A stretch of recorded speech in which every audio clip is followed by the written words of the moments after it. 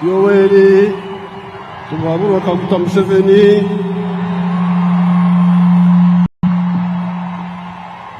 swear in the name of the Almighty God that I will be faithful and bear true allegiance to the Republic of Uganda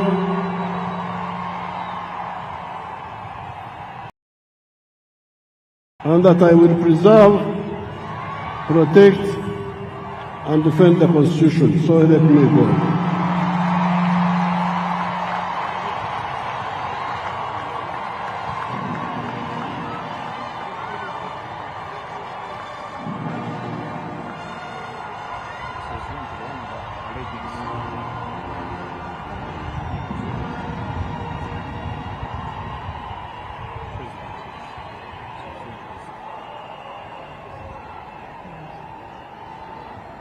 I, Yoweri Kaguta Museveni, swear in the name of the Almighty God that I shall faithfully exercise the functions of the President of Uganda and shall uphold, preserve, protect, and defend the Constitution and observe the laws of Uganda, and that I shall promote the welfare of the people of Uganda. So help me God.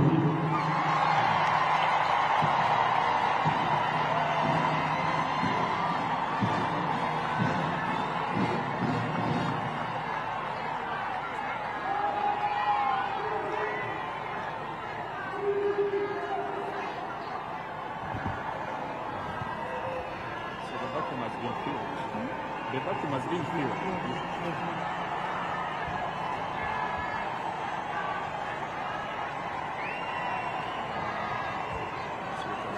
His Excellency the President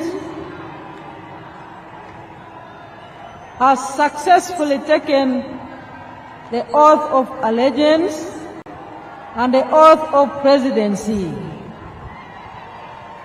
He is now signing on the respective protocols.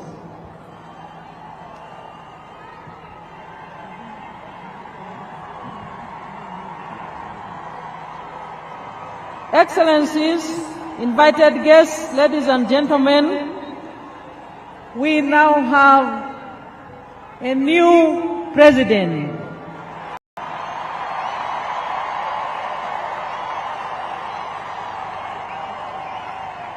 Who will take us the presidential term 2026-2031. Thank you, NRM cadres. Thank you, NRM leaders. Thank you, NRM mobilizers.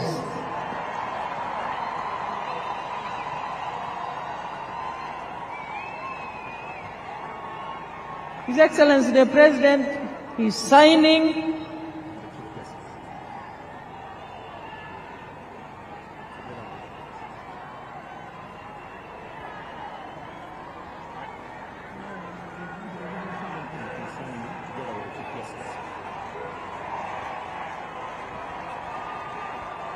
and the Chief Justice is leading him through that procedure.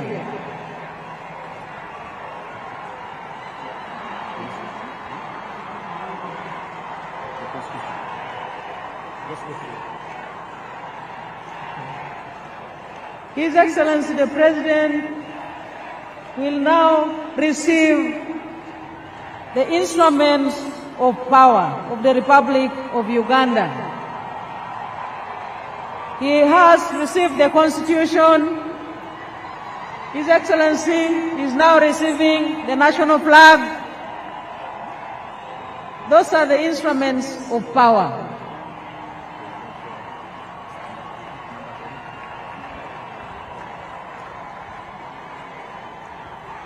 Next, His Excellency the President is going to receive the presidential standard flag. His Excellency the President has received the presidential standard flag. Instruments of power. He has received the national anthem, the Uganda national anthem. And His Excellency the President is now receiving the National Coat of Arms.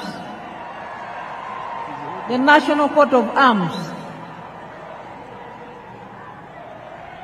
And he is, last but not least, receiving the public seal. His Excellency the President has received the public seal. So our newly elected President, who has successfully been sworn in and inaugurated, has received all the power. Yes, sir. The Constitution, the national flag, the presidential standard flag, the national anthem, the national coat of arms, and the public seal.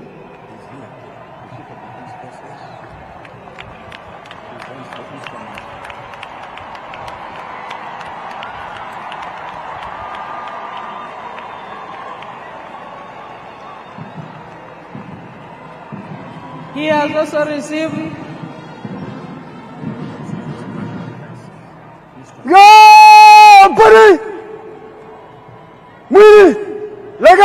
the Chief of Defense Forces has handed over to His Excellency the President the instrument of power of the Republic of Uganda.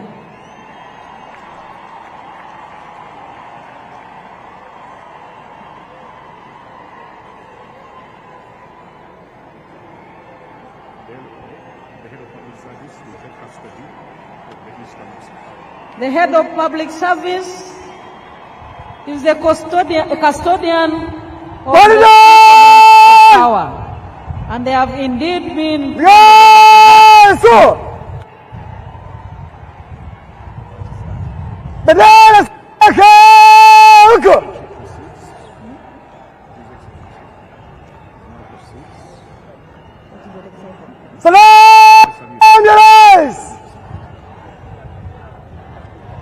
His Excellency the President is now proceeding to receive the national salute.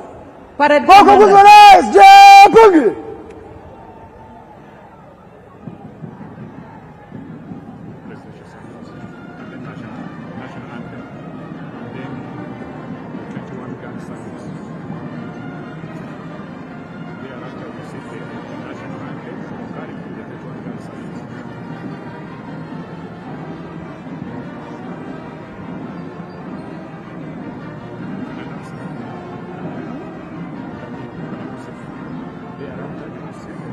After His Excellency the President receives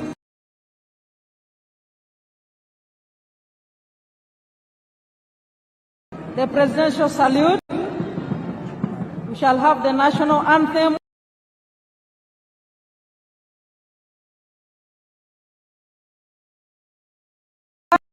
with the 21-gun salute.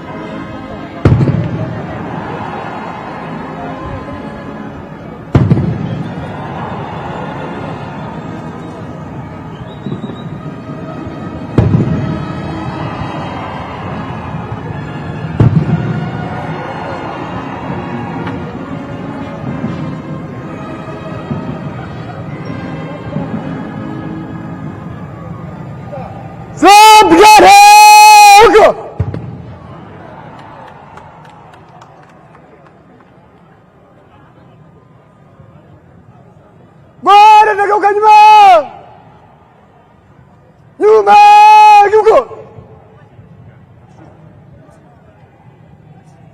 mstari nyuma mwana nakaa usakat bara tumio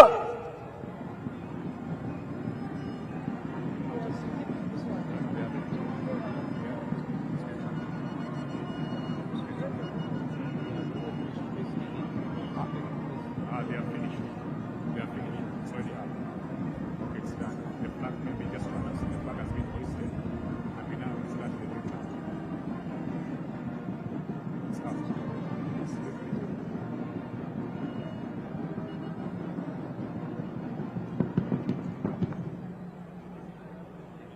mstari nyuma yuko usakat salam ya rais heshima tulia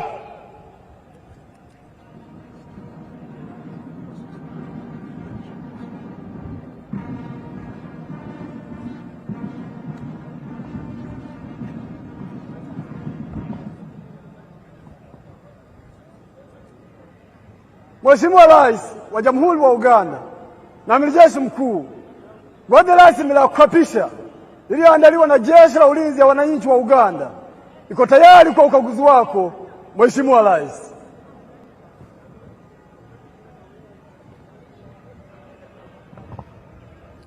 His Excellency the President is now proceeding to inspect the parade for the first time as the newly inaugurated President of the Republic of Uganda. Excellencies, the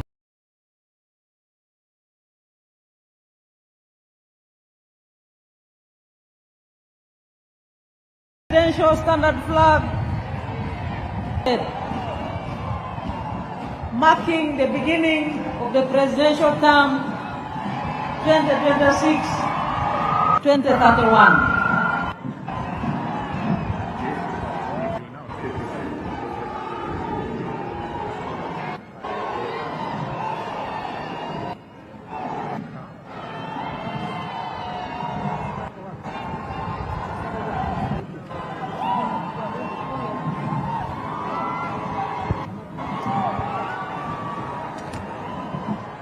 Your Excellencies, distinguished guests, ladies and gentlemen, a very big round of applause to Her Excellency, the Vice President, Honorable Jessica Lupo, for managing very well that segment of the program.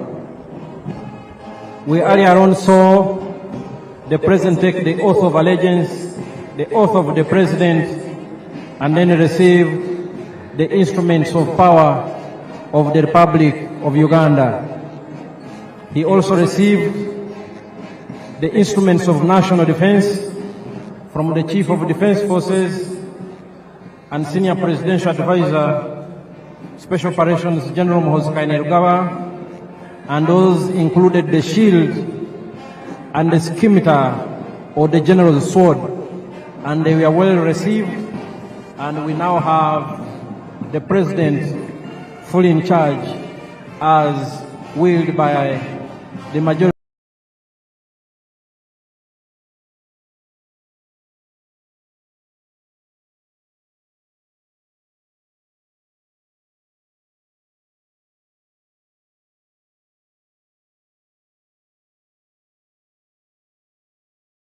The people of Uganda on 15th January 2031.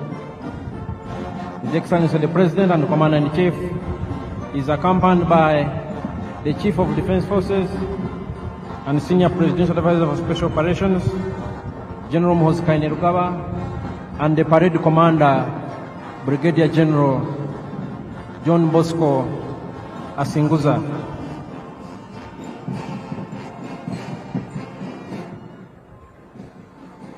Once the President and Commander-in-Chief has concluded inspecting the parade, we will have the parade march past in slow and quick time,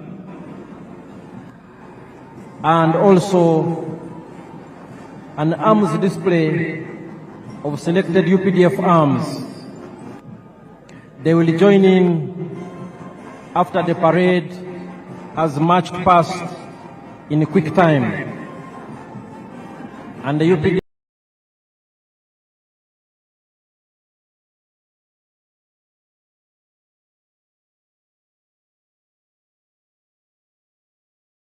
arms expected to join the parade are the UPDF Paradivision, the Motorized Infantry Division, some of our anti-aircraft systems, and finally by some platforms of the Uganda People's Defense Air Force.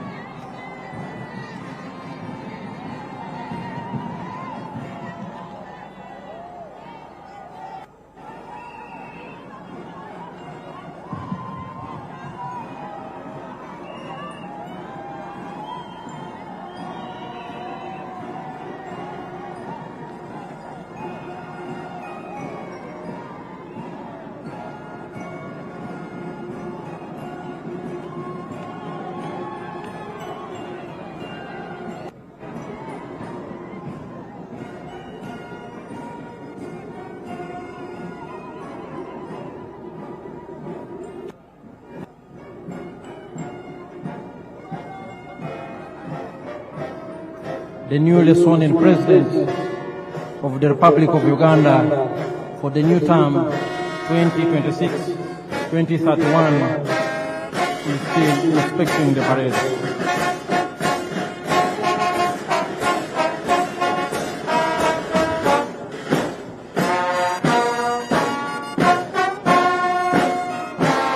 The UPDF arms that will join the parade later on, the paratroopers, the artillery division, the motorized infantry division, anti-aircraft systems, and the Uganda People's Defense Forces. The Uganda People's Defense Forces will have, the Uganda People's Defense Air Forces will have the Cobra formation, composed of helicopters, the Sparrow formation, the Eagle formation,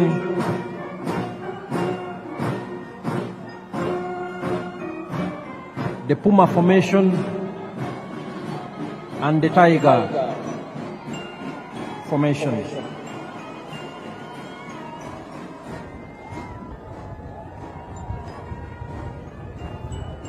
His Excellency the President and Commander-in-Chief, accompanied by the Chief of Defense Forces and Senior Presidential Advisor for Special Operations, is just about to conclude the noble duty of inspecting the parade as Commander-in-Chief for the first time in the new administration that will run from this day, May 12, 2026 to May 12, 2031.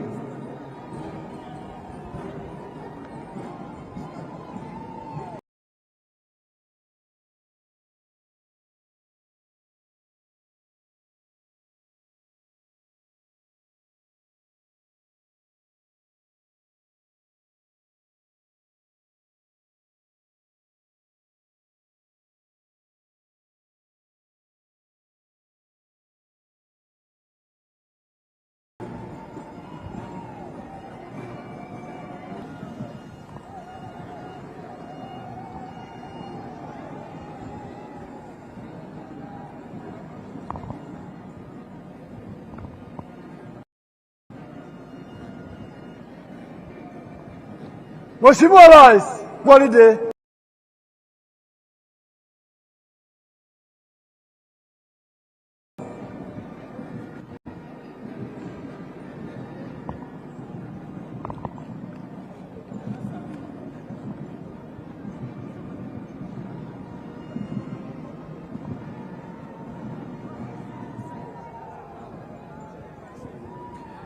Your Excellencies, distinguished guests, ladies and gentlemen, His Excellency the President-elect, now sworn-in President of the Republic of Uganda and Commander-in-Chief of the UPDF, has finished inspecting the parade. He will shortly be ushered into his position, and then we will have the parade march in slow and quick time, followed by arms display elements that will also participate in the parade, and thereafter the parade will march in review order.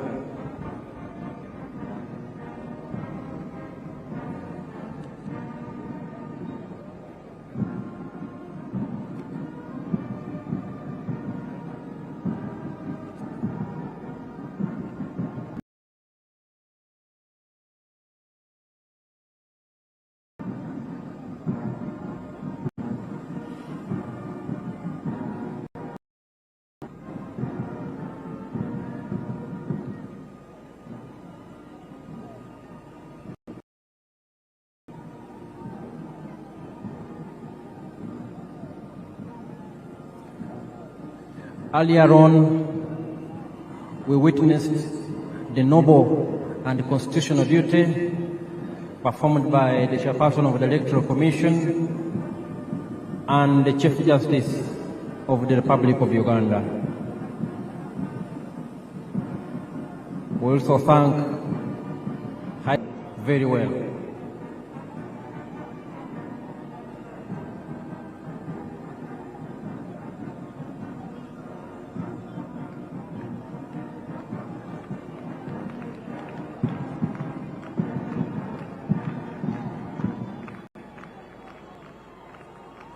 His Excellency the President is resuming his position in the very, very important person's tent, and thereafter the parade commander will take over and conduct the parade in slow and quick time.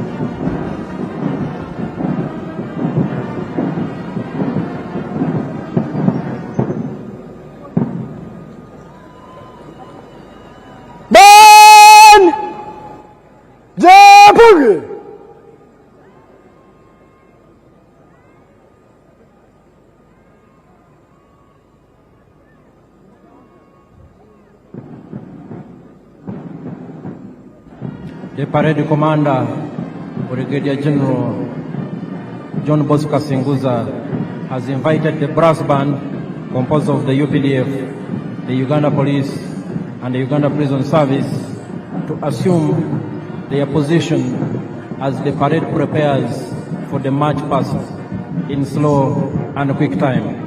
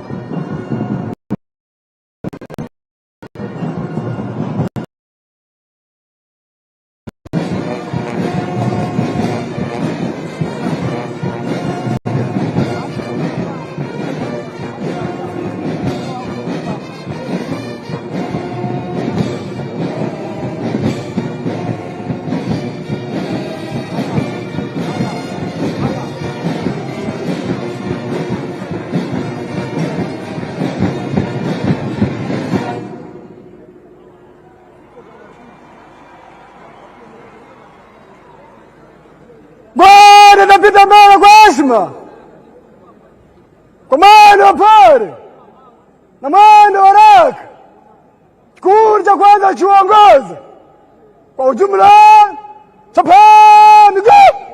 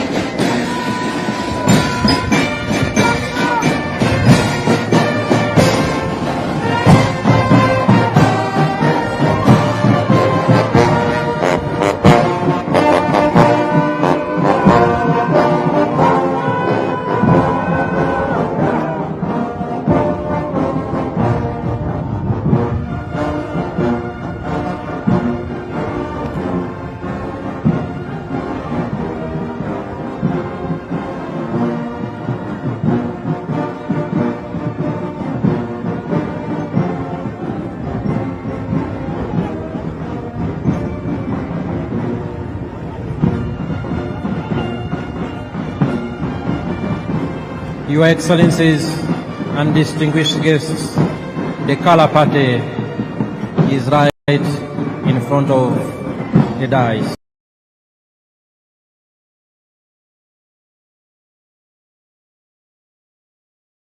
And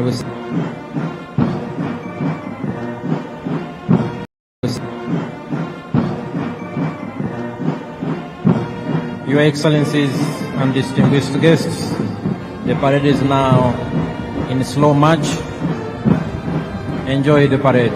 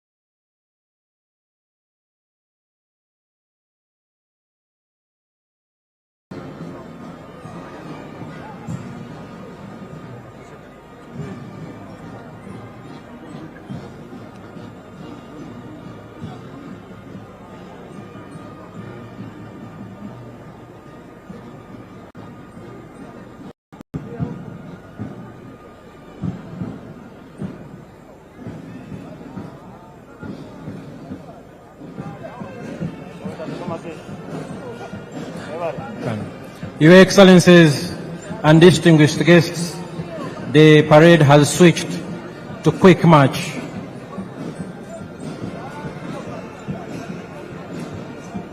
And at the end of the quick march, we will have UPDF arms that I earlier pointed out joining the parade. The paratroopers under the Special Forces Command, the Artillery Division, the Motorized Infantry Division, some of our anti-aircraft systems, and the air platforms of the Uganda People's Defense Air Force. A very colorful parade on a very auspicious occasion, and the weather is beautiful indeed. Just what we would have wished for.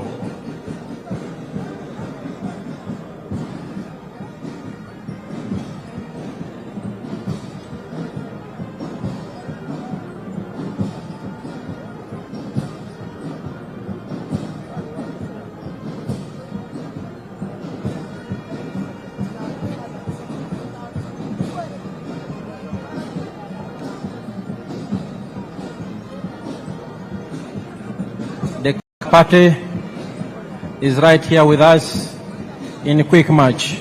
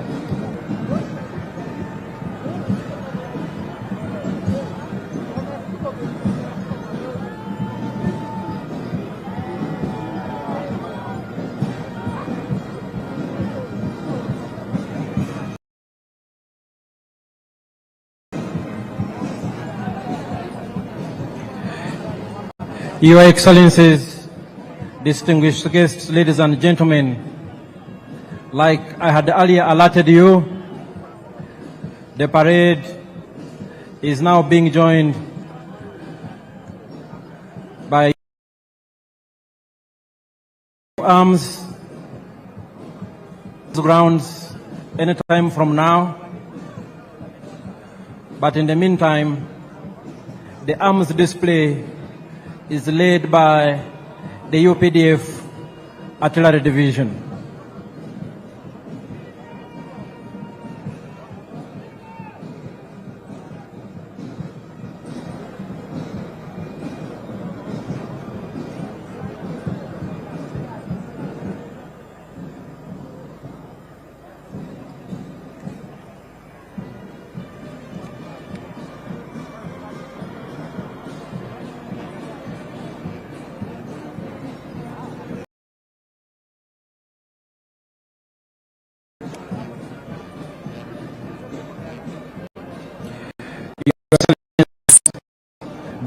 Guests,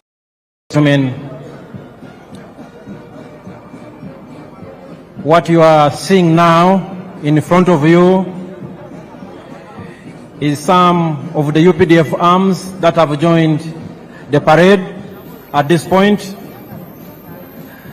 led by the UPDF Artillery Division.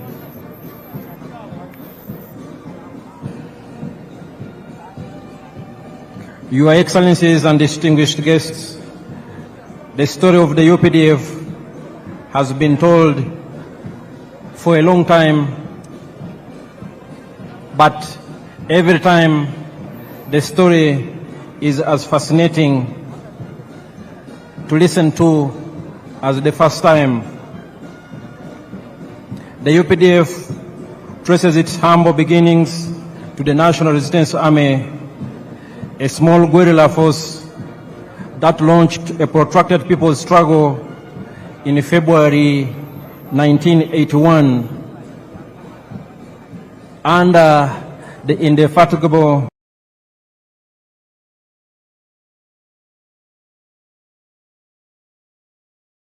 leadership and visionary leader of the resistance, General and tiny group of fighters, 42 in number, 27 armed,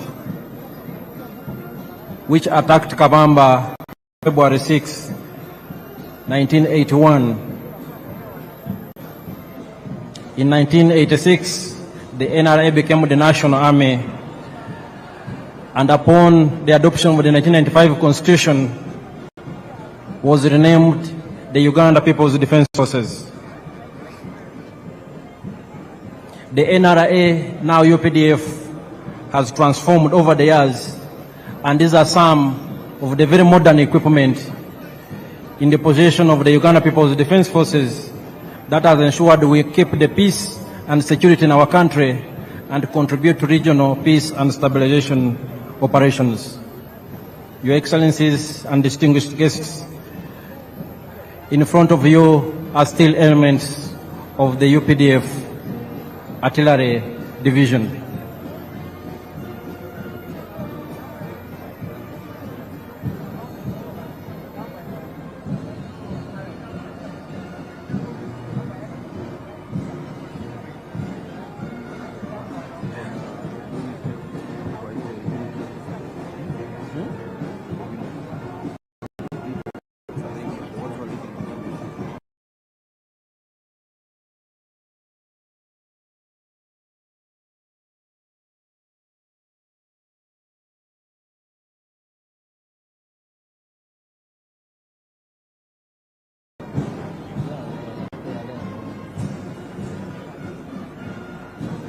Today, the peace and security, which I just talked about, anchored on key modernization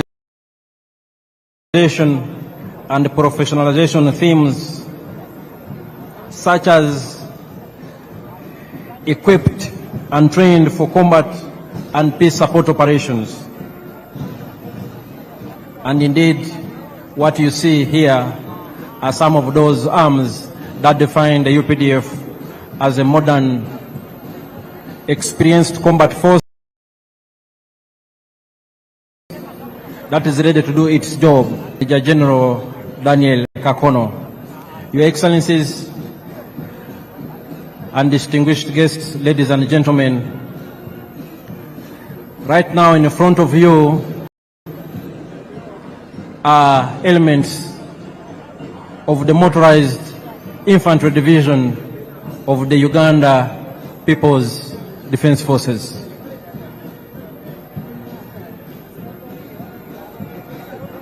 These are armored fighting vehicles, very important force multipliers on the battlefield that work closely with infantry troops to achieve our military objectives.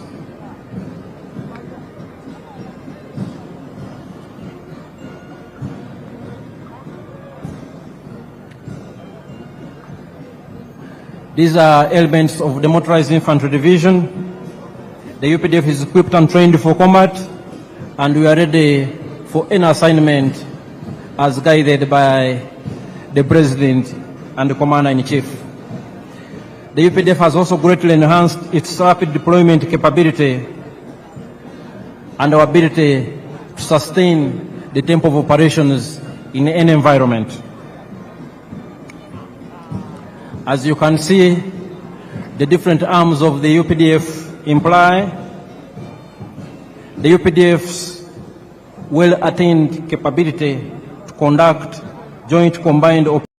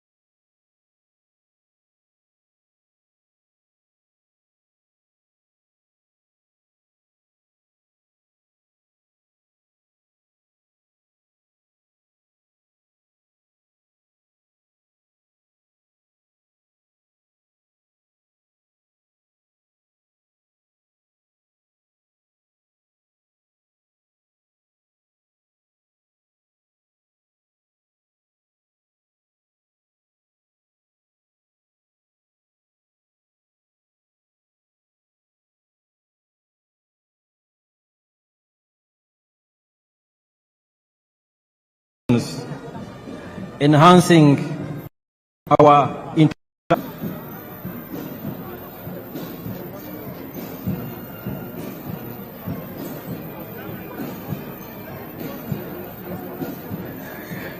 The Uganda People's Defense Forces are well trained, well equipped, and there is no task that is too difficult for the UPDF to achieve. Indeed, as a reminder, and especially as information for some of our visitors today, the NRA, now Uganda People's Defense Forces, since the 1995 Constitution, has decisively defeated close to 30 insurgent groups that sought to destabilize the hard-won peace and stability in our country. We are aware that our immediate post-independence history was nothing but volatile, a period of great instability that was characterized by military dictatorships and governments of the day that had no respect for human rights, that instituted state-inspired violence against defenseless citizens. And as the Motorized Infantry Division concluded their march past, we are now joined, Your Excellencies and distinguished guests, by some of the UPDF anti-aircraft systems that have now also joined the parade.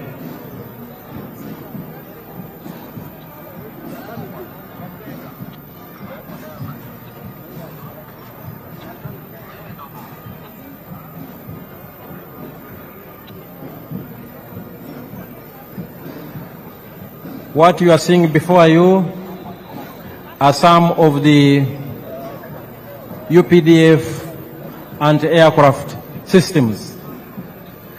They supplement the efforts of the Uganda People's Defense Air Force to keep Uganda's airspace safe and secure, and to engage from the ground hostile objects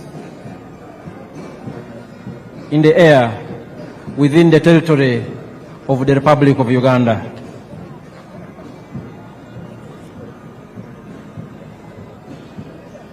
Your Excellencies and distinguished guests, the functions of the Defense Forces include the preservation and defense of our sovereignty and territorial integrity of this country.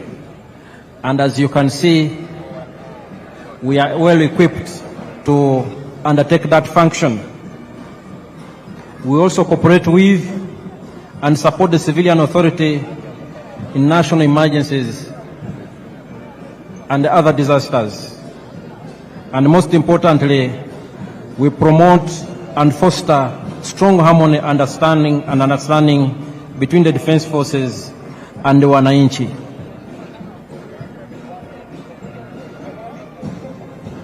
Your Excellencies, before you are still some of the systems of the Uganda People's Defense Forces and aircraft capabilities. They are part of this parade.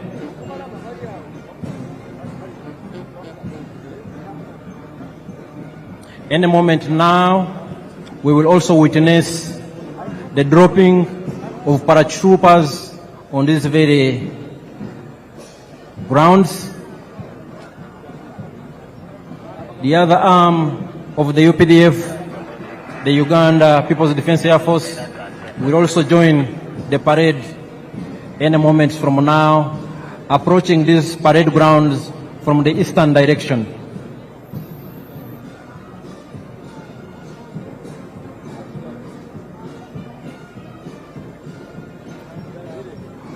From its early beginnings and its inception, the UPDF has been built on a strong foundation of discipline, ethics, and accountability. We respect the rule of law, we respect human rights, and we adhere to our military code of conduct. And those who fail to keep pace with the laws of Uganda and those of the military, we have our justice systems that ensure we remain a disciplined and accountable force. And perhaps our strongest and most important force multiplier is our strong civil-military cooperation. The UPDF is because of the strong support we get from the wananchi, but also quite significant has been the consistent and visionary support and the guidance of His Excellency the President and the Commander-in-Chief, General Yoweri Kaguta Museveni, that has turned us into what we are. Your Excellencies and distinguished guests here, our paratroopers are already airborne. Our paratroopers are already airborne, and they will be landing on these very grounds. In 1986, and even in the 1990s, the UPDF did not have any special forces, let alone paratroopers to talk about. This one's up with the instructing the people there so they can come down. And in this respect, I want to salute the Chief of Defense Forces and Senior Presidential Advisor, General Muhoozi Kainerugaba, who was for a long time the commander of the Special Forces Command and who oversaw the development and improved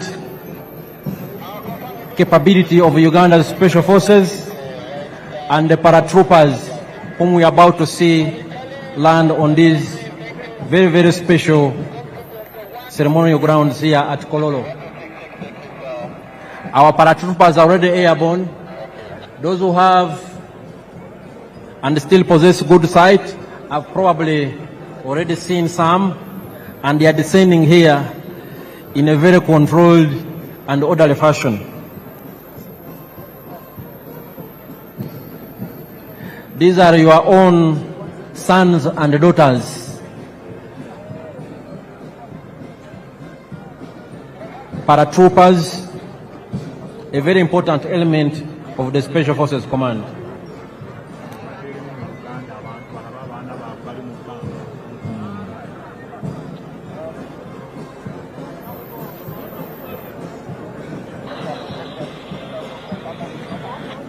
Mwena batulaba Abannayuganda abali wano n'abagenyi baffe abakulu yonna gye muli,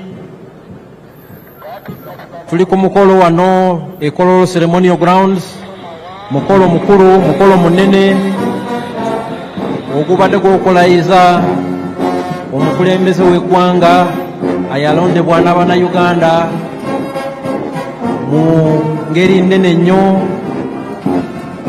ng'ayina 71.65% ey'obululu bwonna. Paredi yaffe yeegatiddwako n'ebimu ebibinja ebikulu ebya UPDF okubadde Artillery Division edduumirwa Major General Daniel Kakono, the Motorized Infantry Division edduumirwa Major General Charles Byanyima, UPDF and Aircraft Systems ezidduumirwa Brigadier General Kasawuli, aba paratroopers, aba UPDF, abadduumirwa Special Forces Command, Commander wa Special Forces gyali wano Major General David Mugisha Nyakikuru, ne Parade Commander aduumira ekibinja ekisooka kya Special Forces Group Brigadier General John Bosco Singuza, era nga ye Parade Commander olunaku olwaleero. UPDF ezimbye obukugu n'obumalirivu nti tusobola okukuuma eggwanga lyaffe bulungi. So waliwo omu paratrooper alandinze wano munamagye owa UPDF atuuse avudde mu bbanga.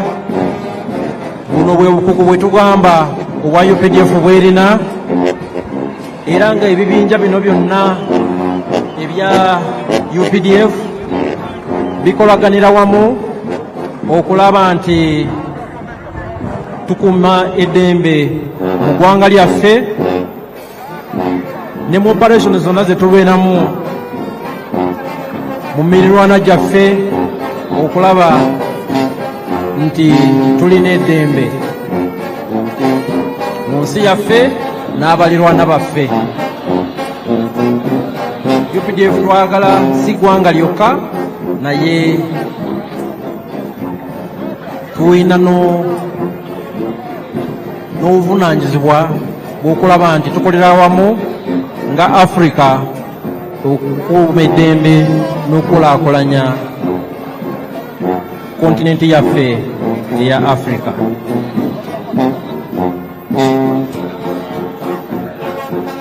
Your Excellencies and distinguished guests, we've seen some of our paratrooper commandos who are landing.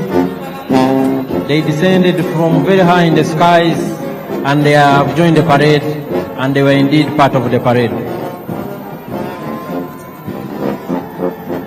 Your Excellencies and distinguished guests, some of the air platforms of the Uganda People's Defense Air Force that I talked about earlier are inbound. They are approaching these parade grounds from the eastern direction. They are approaching these grounds from the eastern direction.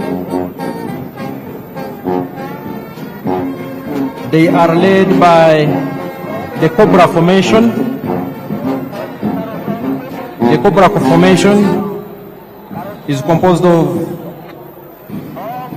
one Mi-17 helicopter piloted by Colonel Hassan Waiswa, and he is the pilot in command. It is in the front and it is carrying the national flag. We have another Mi-17 helicopter in the rear, and we have two escort attack helicopters, one Mi-24 helicopter gunship on the right and one Mi-28 helicopter gunship on the left. They are also part of the parade. And the pilot in command, Colonel Hassan Waiswa, has a message for His Excellency the President.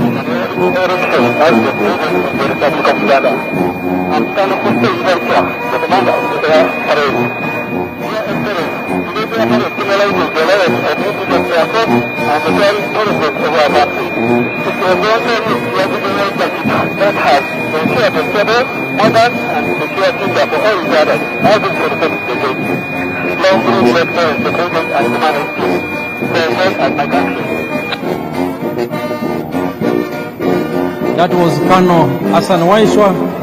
He has congratulated His Excellency the President for assuming the highest office in the land.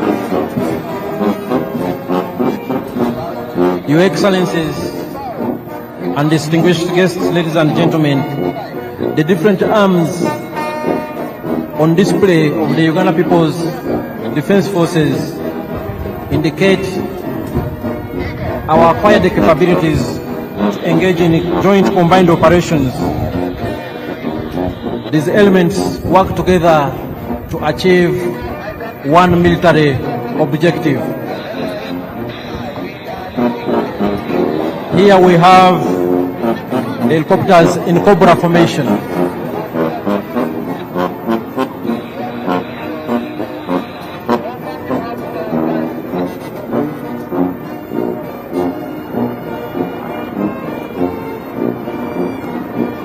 Here they are, and they are part of the parade activities.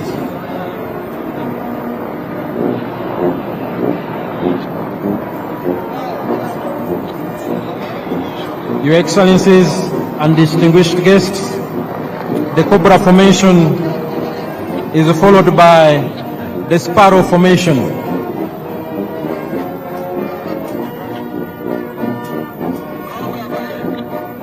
The Uganda People's Defense Air Force has different types of aircraft for different tasks, for different assignments, and all of them work together to achieve the same mission.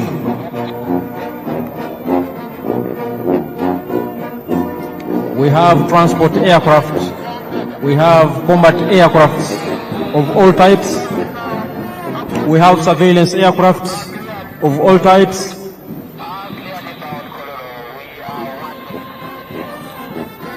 and we have aircrafts for different combat roles. Your Excellencies and distinguished guests, approaching the parade grounds is the Sparrow formation of the Uganda People's Defense Air Force, and they are part of the parade.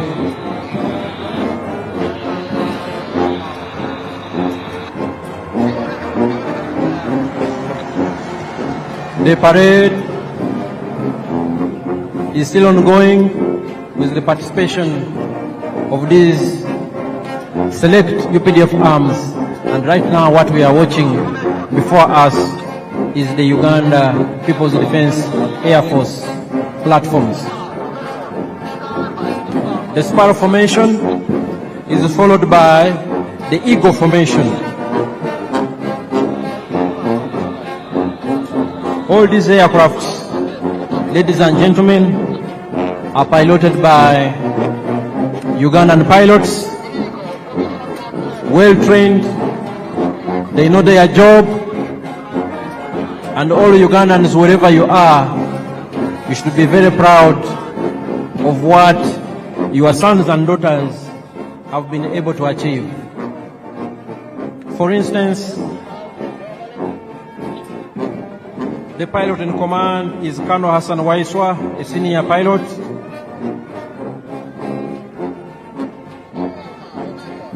We have other pilots in helicopters we earlier saw, and flying overhead are the Eagle Formation, also of the Uganda People's Defense Air Force.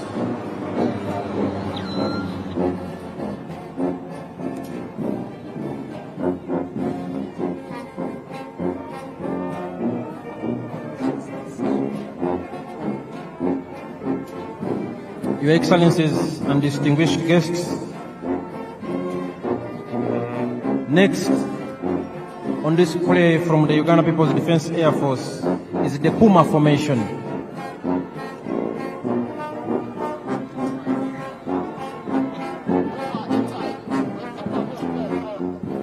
The Puma Formation is inbound here on the parade grounds. Puma 1, piloted by Captain Nathan Mwebaza, the pilot in command. Puma 2, piloted by Captain Ronald Baluku, the pilot in command. Puma 3, piloted by Captain Ronald Bogere, pilot in command. And Puma 4, piloted by Captain Stephen Bainomujisa, the pilot in command. And here they are. Puma Formation.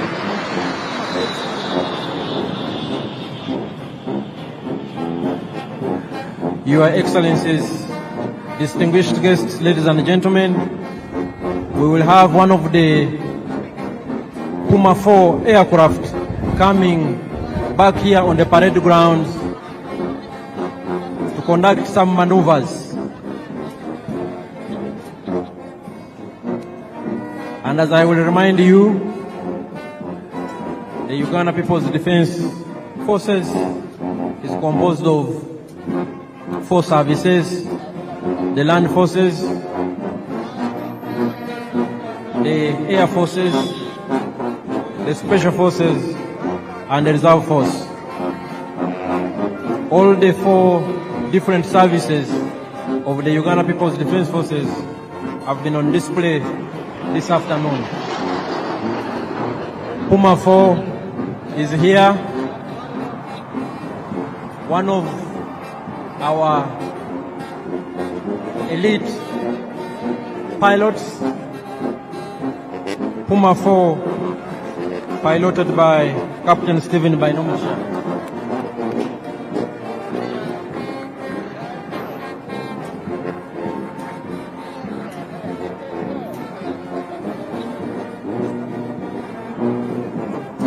Puma 4 is coming for one more round.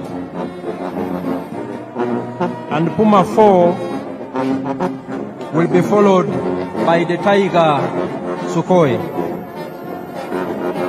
And it is also inbound on this very significant and special ceremonial grounds. It is here and will be joining the parade any moment from now.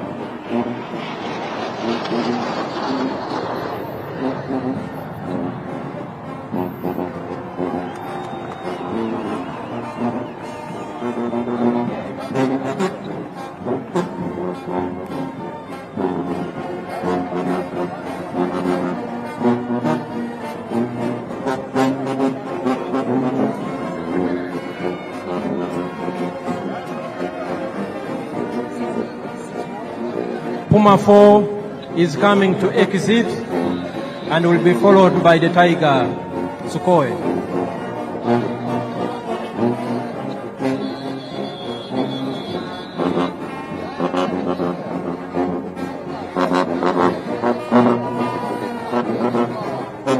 Puma 4 is now exiting the parade grounds.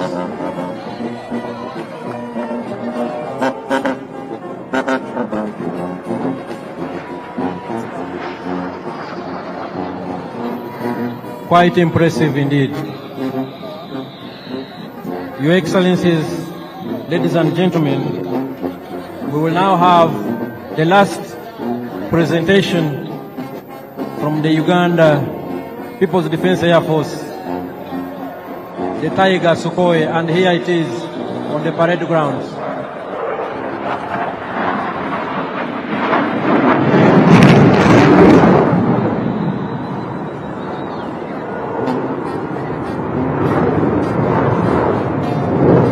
The Tiger Sukhoi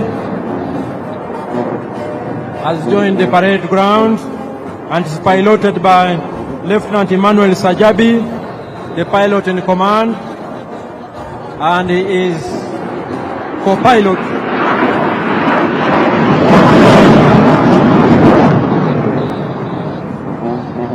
and the co-pilot is Lieutenant Sam Mwasibwe.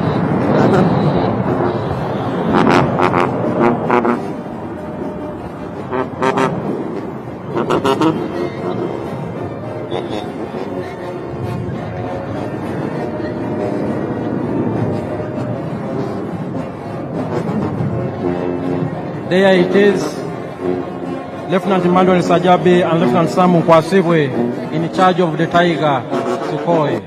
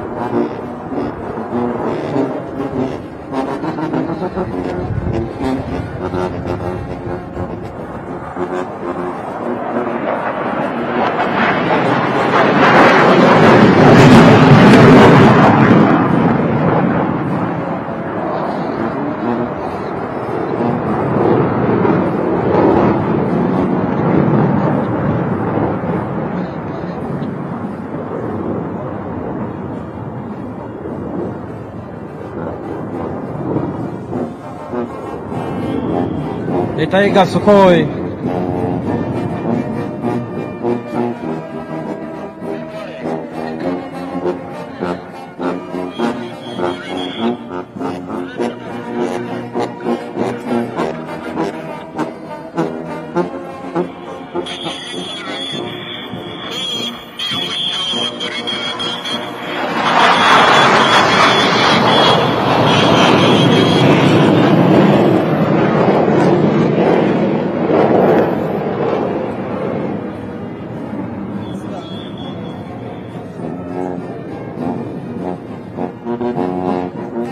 Your Excellencies, distinguished guests, ladies and gentlemen, this marks the end of the parade. We thank His Excellency, the President of the Democratic Republic of Congo, who joined us on this very special occasion and who is bidding us farewell. But the function continues. Back to the parade commander.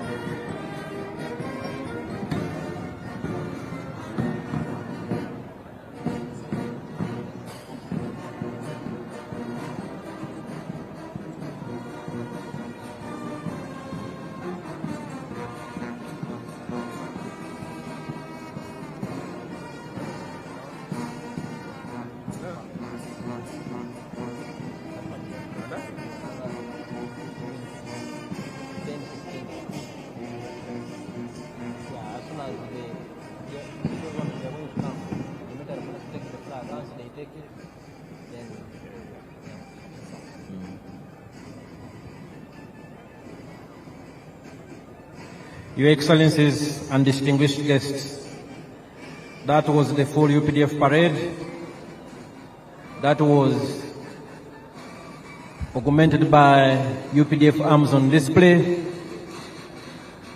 the Artillery Division, the Motorized Infantry Division, some of the UPDF anti-aircraft systems, the UPDF Defense Air Force,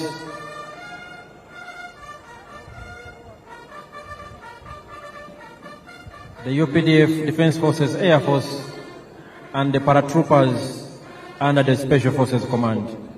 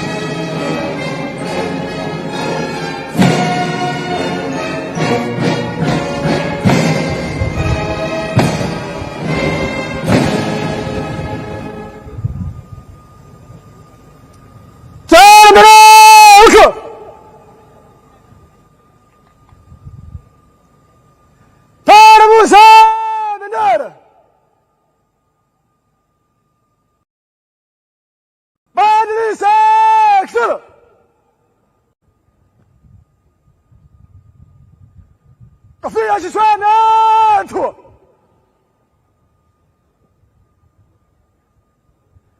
Jeshi la Ulinzi wa Wananchi wa Uganda, heshima na utii kwa Rais wa Jamhuri ya Uganda na Amiri Jeshi Mkuu. Viva Rais wa Uganda! Viva wananchi wa Uganda! Viva Jeshi la Ulinzi wa Wananchi wa Uganda! Kofia kichwani weka.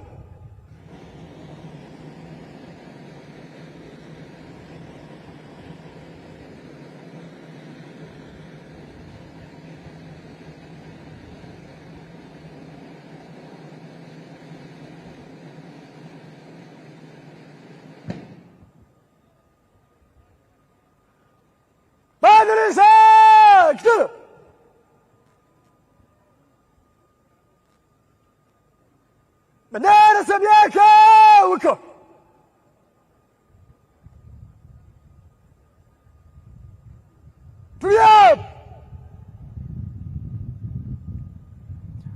The Parade Commander, Brigadier General John Bosco Kasinguza, is coming to ask for permission from His Excellency the President to remove the color party. Mheshimiwa Rais, huo ndio mwisho wa gwaride. Naomba kutoa bendera uwanjani, Mheshimiwa Rais.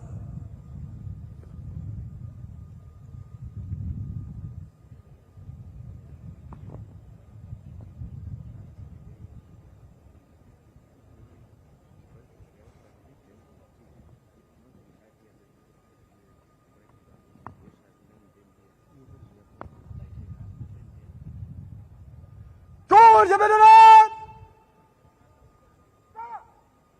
Taa bendera uwanjani! Gwaride! Salamu ya bendera!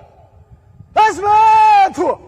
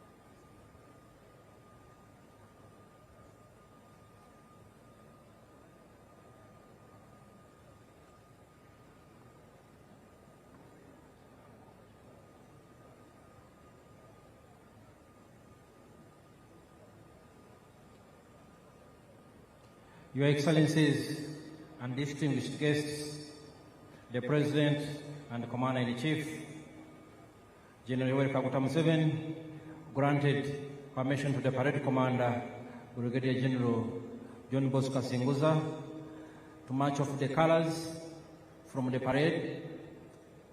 And what you are seeing is the process of marching off the colors, which have been duly received by the Military Police Brigade under tight escort, indeed. And that's how much the security services revere the national colors, the national flag, and the flag of the Uganda People's Defense Forces. We thank the Excellencies, heads of state and government who made time to join His Excellency the President on this very special function when he took oath of office for the new term 2026-2031. The Excellencies and heads of state and government will be leaving at an appropriate time and in an orderly and organized way. We've already had the President of DRC, His Excellency Felix Tshisekedi, who has left us. We thank him for making time. And he will be followed by His Excellency President Salva Kiir of South Sudan, who will also leave, and he will be followed by His Excellency the President of Burundi. His Excellency the President of Burundi will be followed by His Excellency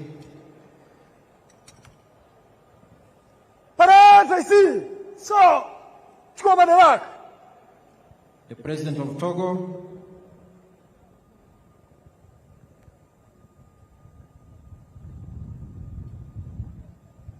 and we will continue to announce as appropriate when our distinguished heads of state and government leave these grounds.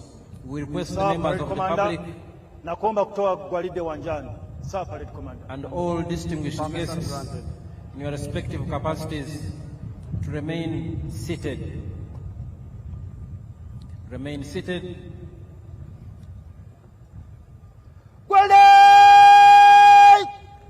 Gwanda tatoka wanjani kwa mwendo wa rap. Usawa kulia kwa ujumla. Kulia! Congratulations, Parade Commander Brigadier General John Bosco Singuza, for a job well done. A big round of applause. He has now handed over the parade to the parade second in command, Colonel Stuart Agawa, who will now proceed to march off the parade from the parade square. We salute the gallant officers, men and women, who have participated in today's parade, including the different arms of UPDF. So,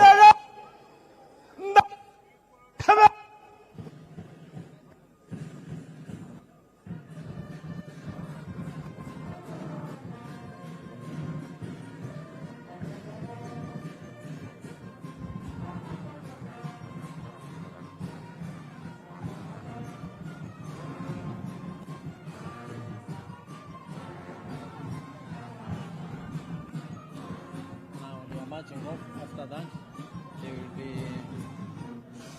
down. Congratulations. Huh? Congratulations. And then invite His Excellency to recognize the heads of state, then address the nation. Introduces. He introduces.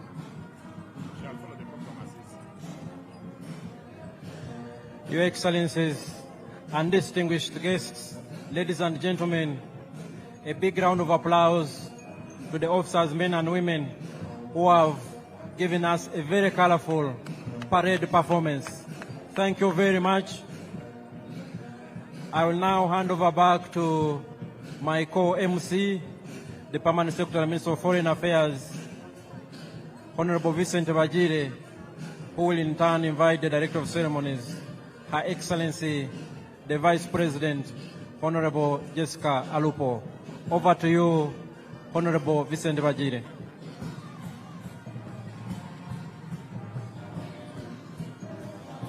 Thank you very much, Colonel Chris Magezi, and indeed the commander of the parade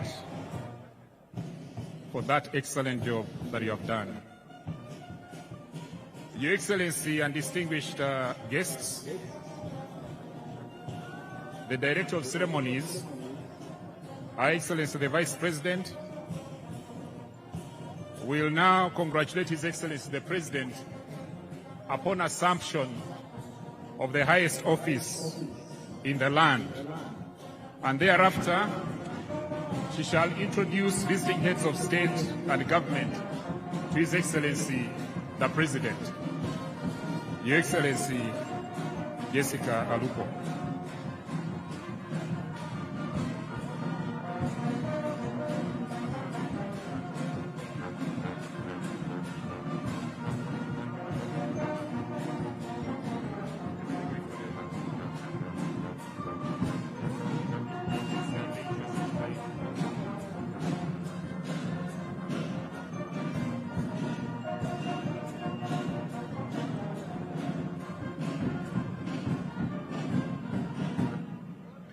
Your Excellency,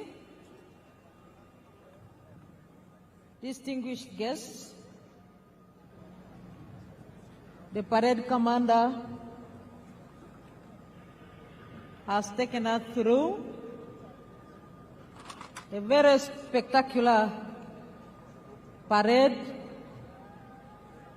march past in quick and slow time. And today, he decided also to entertain us with the UPDF paratroopers, SFC, the UPDF infantry, motorized infantry division, the UPDF artillery division, the UPDF anti-aircraft systems, and the UPDF Air Force platforms. Excellencies, I believe that he deserves appreciation. Join me in thanking His Excellency, the President, and the parade commander. What the parade commander has done is a clear demonstration that the Commander-in-Chief is prepared to defend the national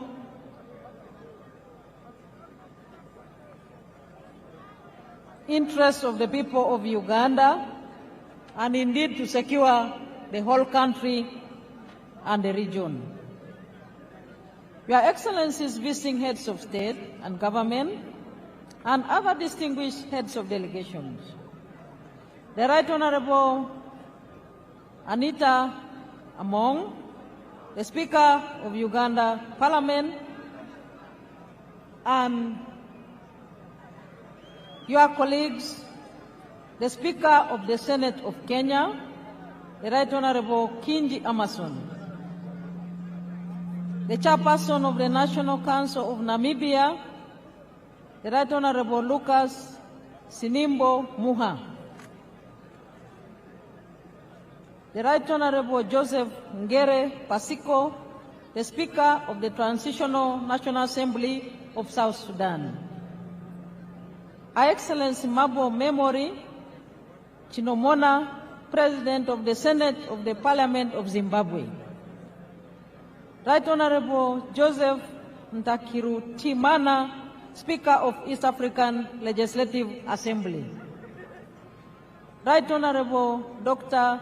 Ashebir Wolde-Georgis Gayo, First Vice President of the Pan-African Parliament, Your Lordship the Chief Justice Flavian Zeija, the Chief Justice of Uganda, the Right Honorable Haji Moses Kigongo, the First National Vice Chairman of the National Resistance Movement, the Right Honorable Robin Anabanja, the Prime Minister of Uganda, the Secretary General of the National Resistance Movement, Right Honorable Richard Todwong, and your colleagues, Secretary Generals from sister parties, including Honorable Professor Abdel Karim Ben Barek, Secretary General of the National Liberation Front of Algeria, Honorable Dr. Asha Rose Migiro, Secretary General of Chama Chama Penduzi of Tanzania, the Honorable Mr. Fikile Mbalula, Secretary General of the African National Congress of South Africa, the Senator Hassan Omar Hassan of the United Democratic Alliance of Kenya, the Right Honorable Reverend Ndikuri Rio, Secretary General of the National Council of the Defense of Democratic Forces of Defense of Democracy of Burundi, and Honorable Dr. Akol Paul Kodit, Secretary General of the Sudan People's Liberation Movement of South Sudan,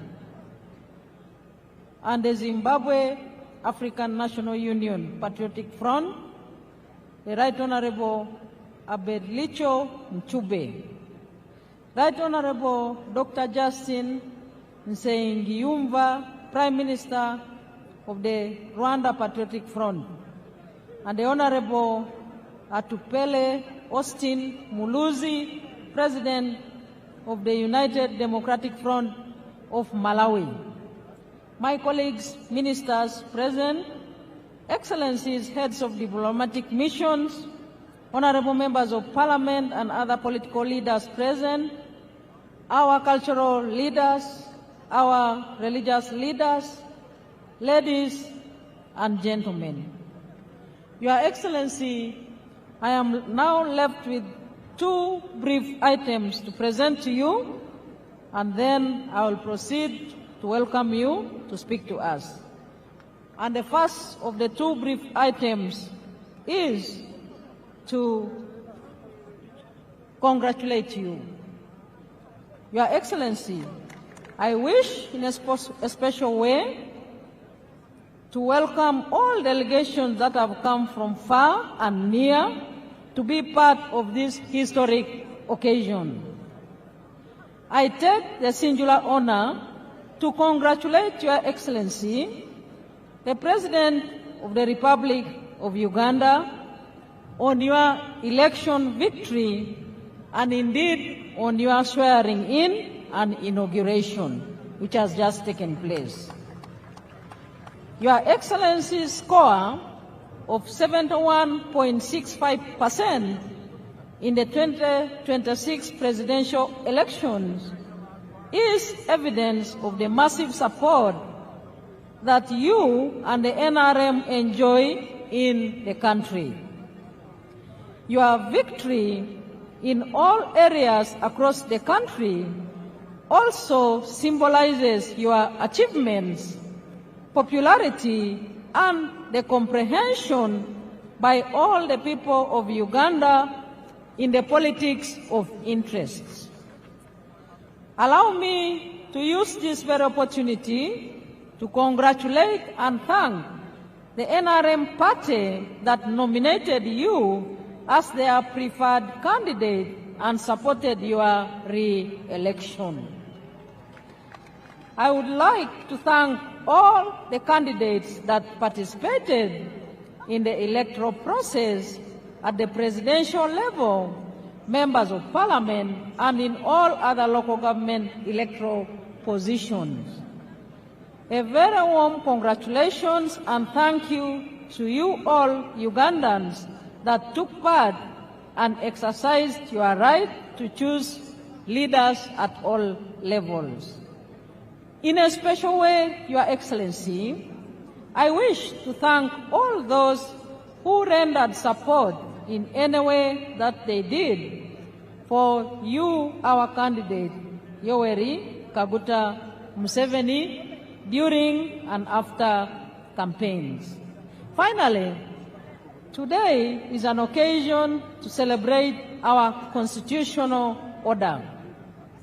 The preparation for the entire election process was done in accordance with the provisions of the Constitution.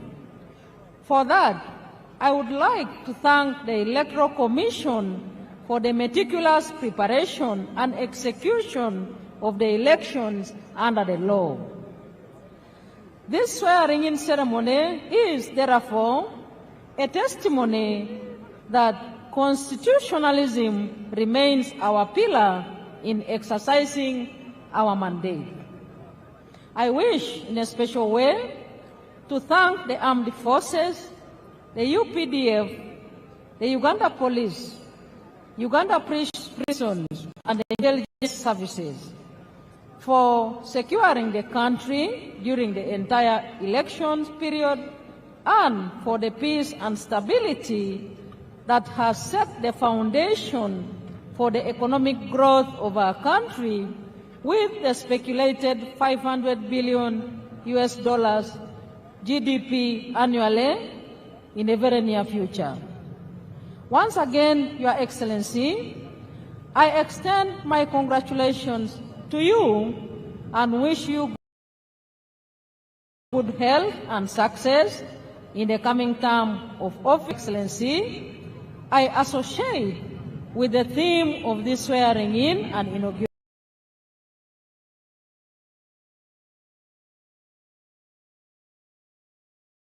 ceremony, I look forward to the new term of office.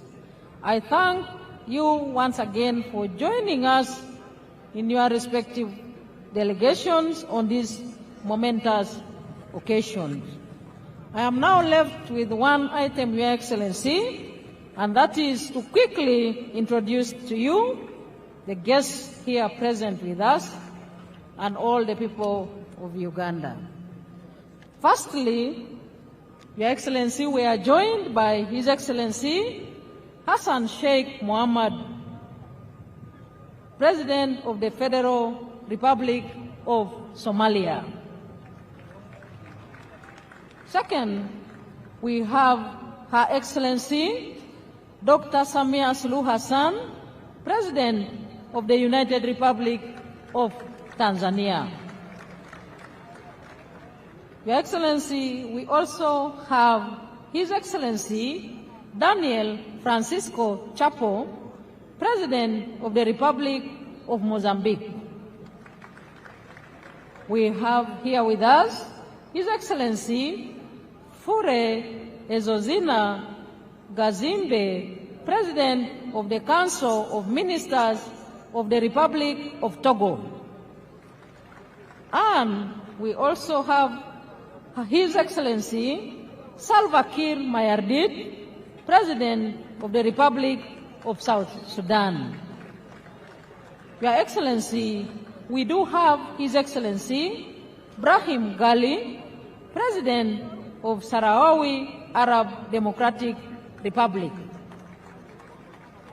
We also have His Excellency Felix Anthony Tshisekedi, President of the Democratic Republic of Congo. He left just a few minutes ago. Your Excellency, we are joined by His Excellency Brice Clotaire Oligui Nguema, President of the Gabonese Republic. And we do have His Excellency Evariste Ndayishimiye, President of the Republic of Burundi. And we do have His Excellency Taye Atske Selassie, President of the Federal Democratic Republic of Ethiopia. Your Excellency, permit me to introduce representatives of the heads of state and government here present. His Excellency Professor Kithure Kindiki, Deputy President of the Republic of Kenya. His Excellency General Dr. C.G. Chiwenga and his dear spouse, Vice President of the Republic of Zimbabwe. We have Her Excellency Gabriela Savila Jimenez Ramirez, Vice President of the Bolivarian Republic of Venezuela. And we have the Right Honorable Dr. Titunga Elijah Ngurare,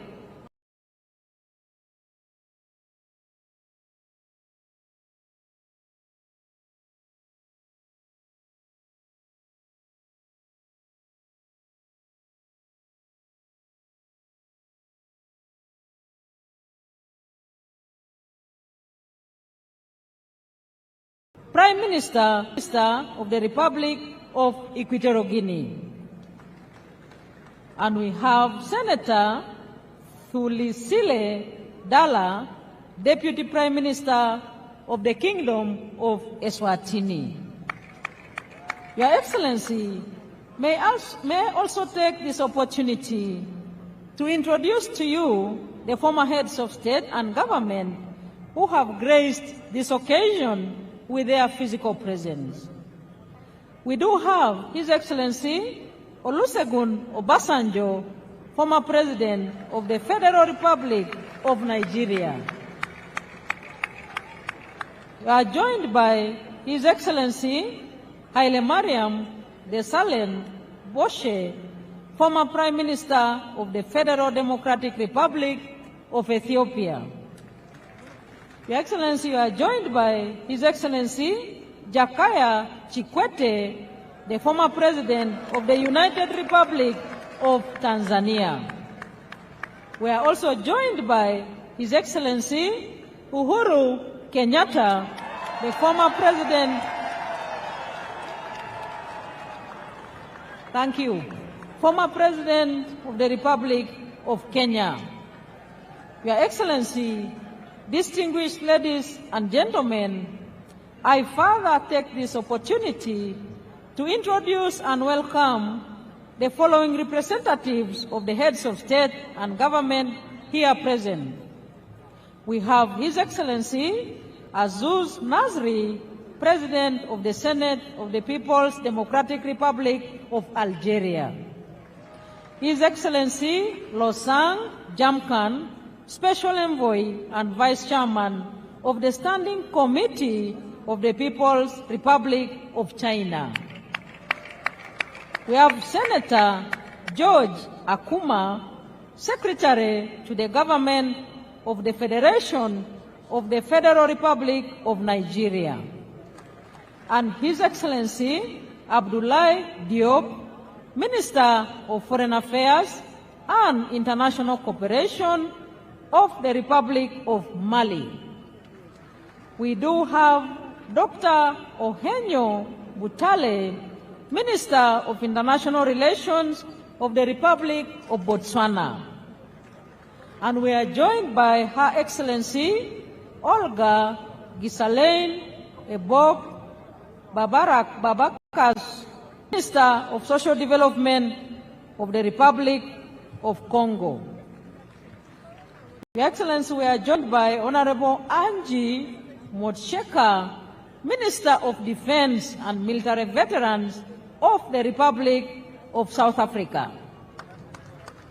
We have His Excellency Sheikh Kakbut bin Nahan Al Nahan, Minister of State for Foreign Affairs of the United Arab Emirates.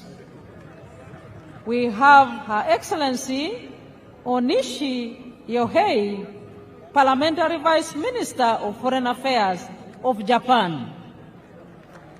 We have His Excellency Atta Sadorov, Leader of the Democratic Party of the Republic of Turkmenistan. And we have His Excellency Mr. Dionisio Manuel da Fonseca, Minister of State and Chief of Civil House to the President of the Republic of Angola. We have Honorable Bella Chakesova, Deputy Minister of Digital Development, Communications and Mass Media of the Russian Federation. We have Honorable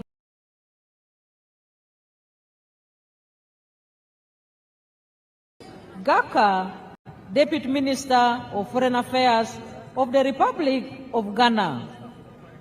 We are joined by His Excellency Engineer Walid bin Abdulkarim Al-Kareji, Vice Minister of Foreign Affairs of the Kingdom of Saudi Arabia. We have Honorable Mr. Jayan Chaudhry, Minister of State for Education, Skills and Development of the Republic of India. We have Mr. Nicholas Checker, Senior Bureau Official for African Affairs of the United States of America. We have His Excellency Ambassador Aden Hassan Aden, Special Envoy of the Republic of Djibouti. And we have His Excellency Dr. Mutiba Luabelwa, Executive Secretary of the International Conference on the Great Lakes Region. And we do have Honorable Ambassador Stephen Patrick Mbudi, Secretary General of the East African Community. And we have His Excellency Dr. Wokne Gebedehu, Executive Secretary of the Intergovernmental Authority on Development. And we have Your Excellency in our presence, His Excellency Ambassador Haddadi Selma Malika, Deputy Chairperson of the African Union Commission. We have His Excellency Wang Gong, the Special Envoy for the Horn of Africa of the United Nations. And last but not least, we have Excellencies, Ambassadors, and High Commissioners accredited to Uganda, representing respective heads of state and government.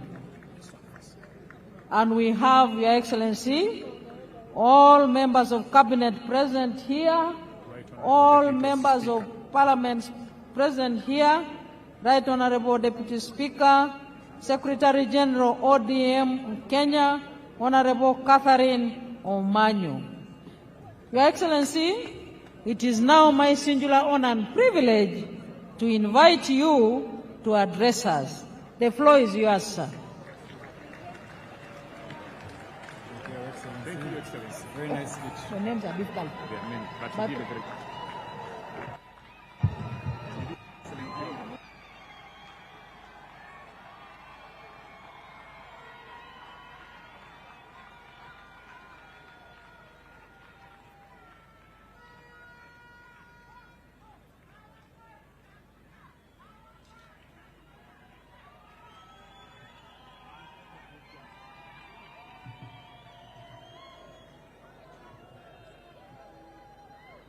Excellencies, the heads of state who graced this occasion, as you heard the presidents, His Excellency Ndayishimiye, President of Burundi, His Excellency Fauri Ngasimbe, President of Togo, His Excellency Ibrahim Gali, Sahrawi Republic, His Excellency Felix Antoine Tshisekedi, Democratic Republic of Congo, our sister, Her Excellency Dr. Samia Suluhu, Tanzania, His Excellency Hassan Sheikh Mohamud, Somalia, His Excellency Oligui Nguema, Gabon, His Excellency Daniel Francisco Chapo, Mozambique, His Excellency Taye Selassie, Ethiopia, and His Excellency Salva Kiir, South Sudan, and the Vice Presidents. So, Your Excellencies, I welcome you to Uganda, and I thank you so much for showing solidarity with us. Now, among these Excellencies who are here, you, the Ugandans, especially the bazukuru, the young people. Abazukuru gye muli?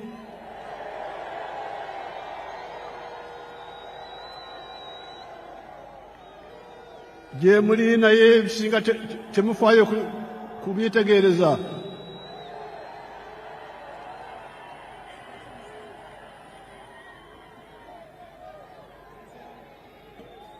Mutomera butomezi.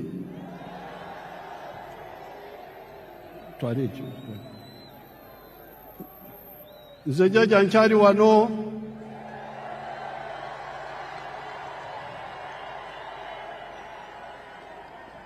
Ngenda kubasomesa.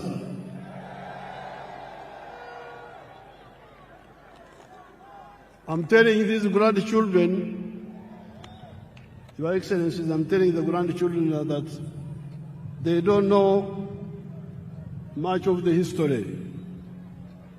So on this occasion, I want to thank the people of Tanzania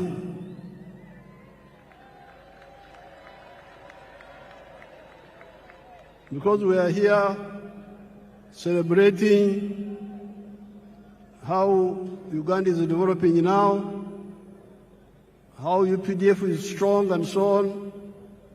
But the one who gave us the foundation was Mwalimu Kambarage Nyerere. And I'm glad Our Excellency Samia is here, and I'm telling you in her presence, I'm telling you people. So never forget Tanzania. Then we have got a very tall man. I had not met him before. Our son from Mozambique, the tall man, you stand up and they see you. He's a very tall man. He's the new president of Mozambique. Mozambique, working with Mwalimu, are the ones who helped us to build this force which you see here.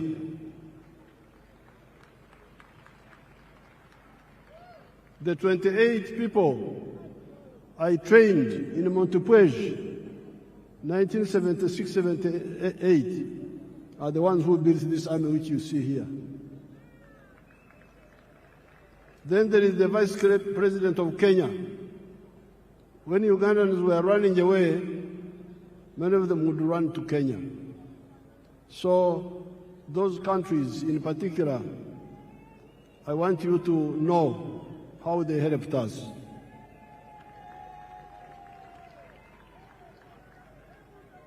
I thank all the excellencies who have come here, and the vice presidents, and the prime ministers, and the ministers who have come here. They have shown solidarity with us.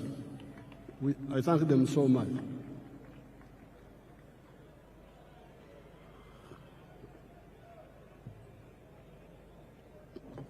Now, Your Excellencies, the visiting heads of state,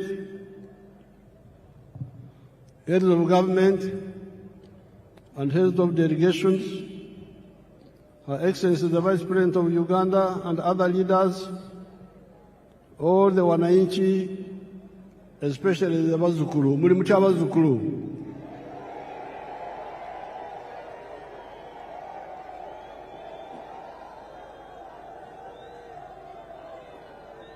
N'abana-Uganda balala bonna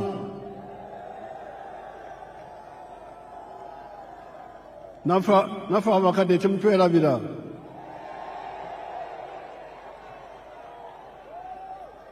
Habari nzuri wote. Mungu asifiwe. Apoyo Lubanga yebazibwe Katonda. Congratulations on the series of elections that we have been having ever since the 15th of January 2026. These were the presidential and parliamentary elections, district chairpersons, district councillors, sub-county chairpersons, and sub-county councillors. I especially congratulate our party, the NRM, for winning all those elections with big majorities. Abana Uganda, mwebale kuwagira NRM.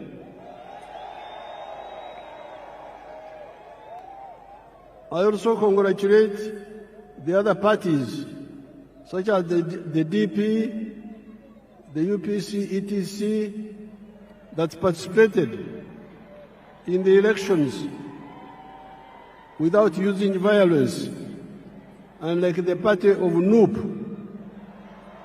and some few elements of FDC that were using violence.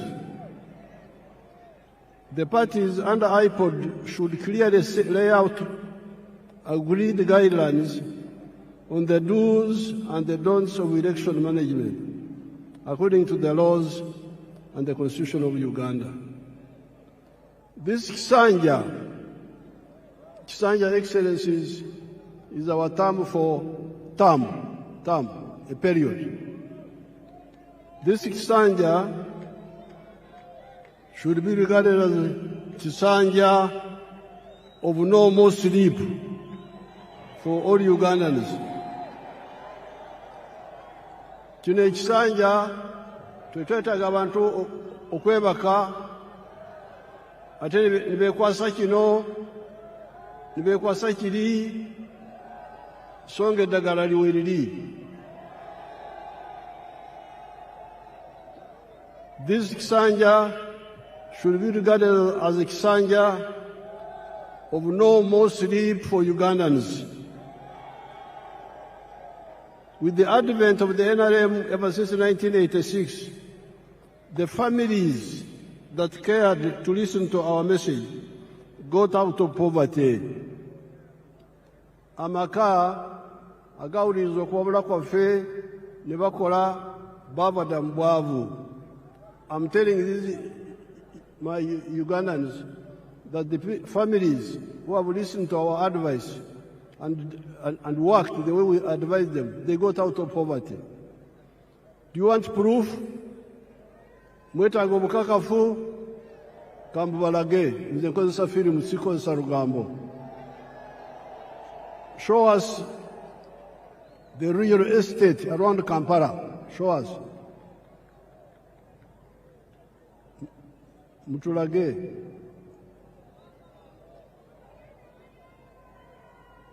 Show properly, don't switch off. You see all those houses? All those are new houses. And they are built by your own Ugandans. They are not built by foreigners. Yes, there are poor people in Uganda, but there are also those rich people you see there who listened and took advantage. Look at the real estate explosion around the Kampala Entebbe area, even before you go to other parts of Uganda. In the last elections, I reminded you of the Matafari Emiganda contributions that the NRM has put on the House of Uganda in the last 40 years. Excellencies, during the campaign, I told these young people that NRM in the last 40 years has put a matafari, which is our word for bricks, has put 7 matafari on the House of Uganda. In other words, the NRM has made 7 contributions to Uganda in the last 40 years.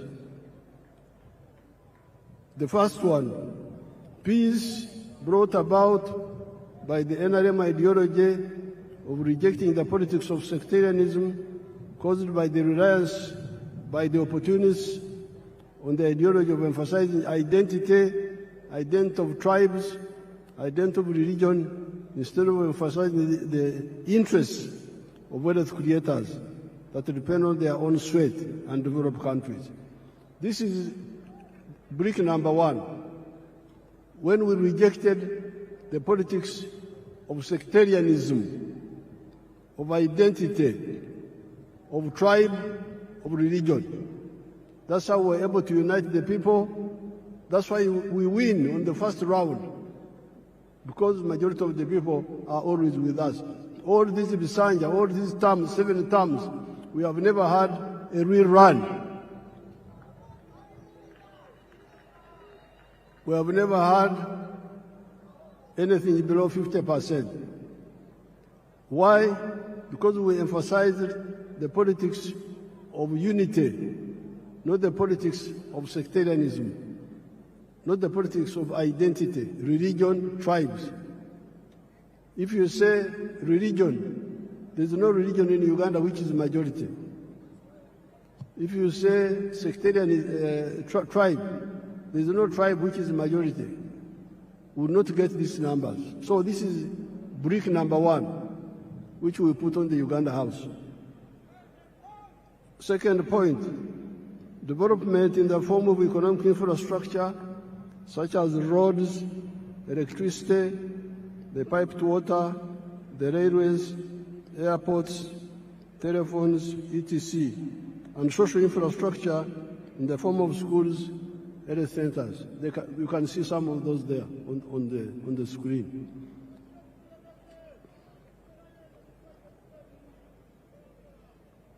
Number C, the brick number 3, wealth. You remember, I've been telling you, Enkula Kulana, in Swahili we say, maendeleo. But you can have maendeleo, in Swahili we must also have utajiri, wealth. So some people have been talking of roads, railway, electricity, but they never talk about wealth. And this is a mistake.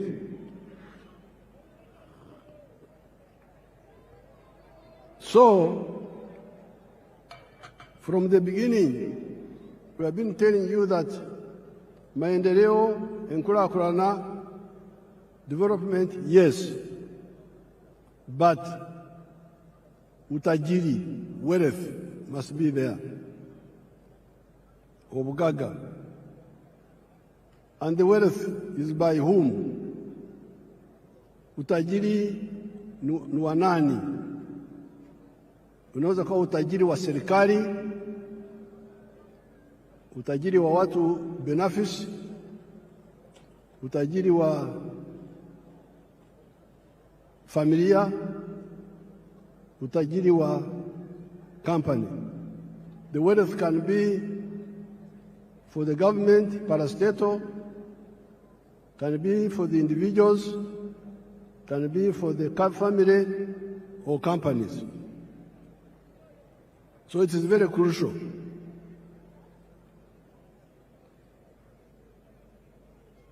And in the case of Uganda, we have been telling you that the wealth is in the 4 sectors: commercial agriculture, manufacturing and artisanship, services and ICT. If you want wealth, these are the 4 sectors where wealth is. Then number 4, it is now the wealth. Once people create wealth, the wealth creates jobs. You cannot have many jobs without wealth. Huwezi kuwa na ajira ya kutosha bila kujenga utajiri wa serikali, wa binafsi, wa familia, wa company. Kujidanganya huko kuache. Mwache kujidanganya. Muleme okwelimba. Tusobola kubera n'emirimo awatali bugaga. Then brick number 5 were services. Service delivery. the government must provide some services like security, like health, like justice, those are done, education, those are done by the government, and the government has done it. Then number 6, market, soko, tukizalisha mali, sisi wazalishaji mali, nani atanunua bidhaa zetu kwa wingi? If we create wealth and produce products, who will buy our products? So that's why the NRM from the beginning, with our elders, Mwalimu, Nyerere, Kaunda, all of them were clear. You cannot talk of development without market. We must unite East Africa, unite Africa, so that we have a market that can absorb the products that we produce. The United States is a powerful country because they have got their parents created a big market for them. If I was in the USA, I would be a billionaire by now, because the market is there. You produce something in New York, it can be sold all the way to California. But here in Africa, the market was fragmented. But thanks to our partners in East Africa, we have united the East African market. All these leaders you see here, many of them are members of East African Community, of COMESA, of the African Union, the CFTA. So the market is now there. Then in the case of East Africa, we are talking of the political federation also, which will deal with the issues of security. Now the NRM has been telling you that out of the 7 bricks, NRM has put peace is now there, infrastructure is there, the service delivery of health care and schools is there, the market of East Africa is there, the market of Africa is there, we can also access the international market. So the problem is you now to do your part. And your part is in 2 areas. Wealth creation. Be part of wealth creation. Tozira bugaga, nsenedira bugaga. Nzinjagala bwavu. Tombure ebyo bugaga. Be part of wealth creation. And once you create wealth, you should also create jobs. Now, during the campaign, I showed you examples here. Let's see them, some of them again, a few of them. Basangwa.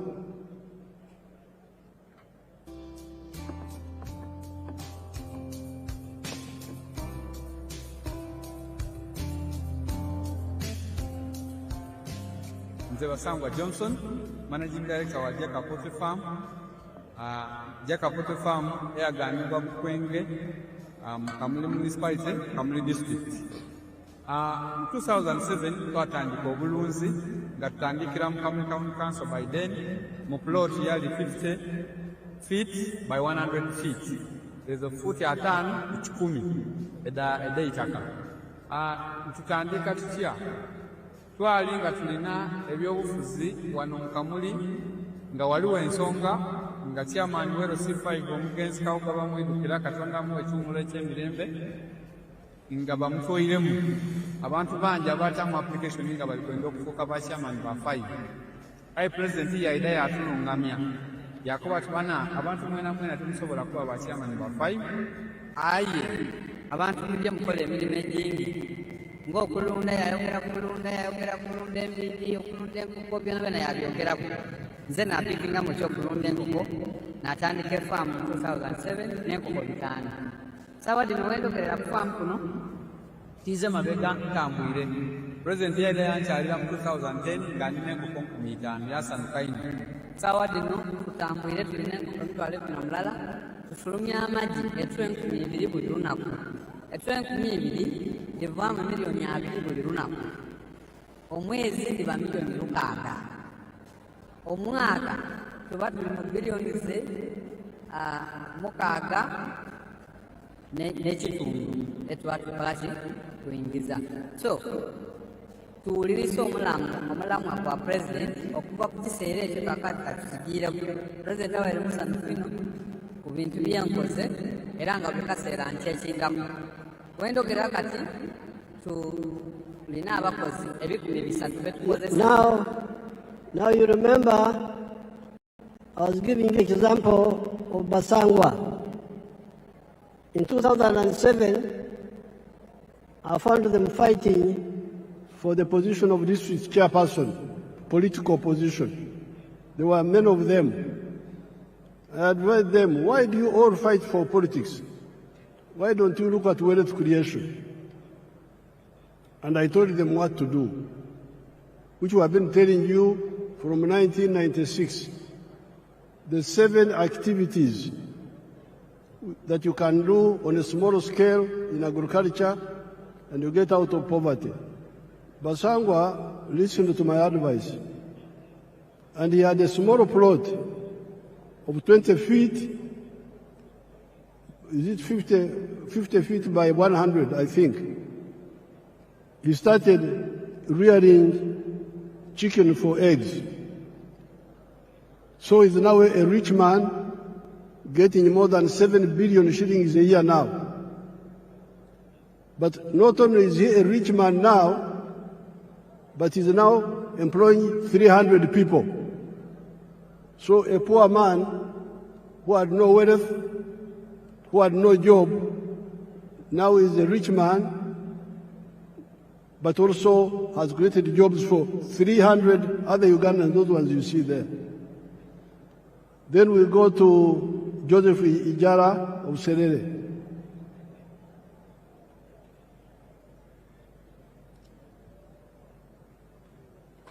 Hello, my name is Joseph Ijala. I am the proprietor of Taifa Farm, which is located in Sherehe in a place called Kakusi, where we are.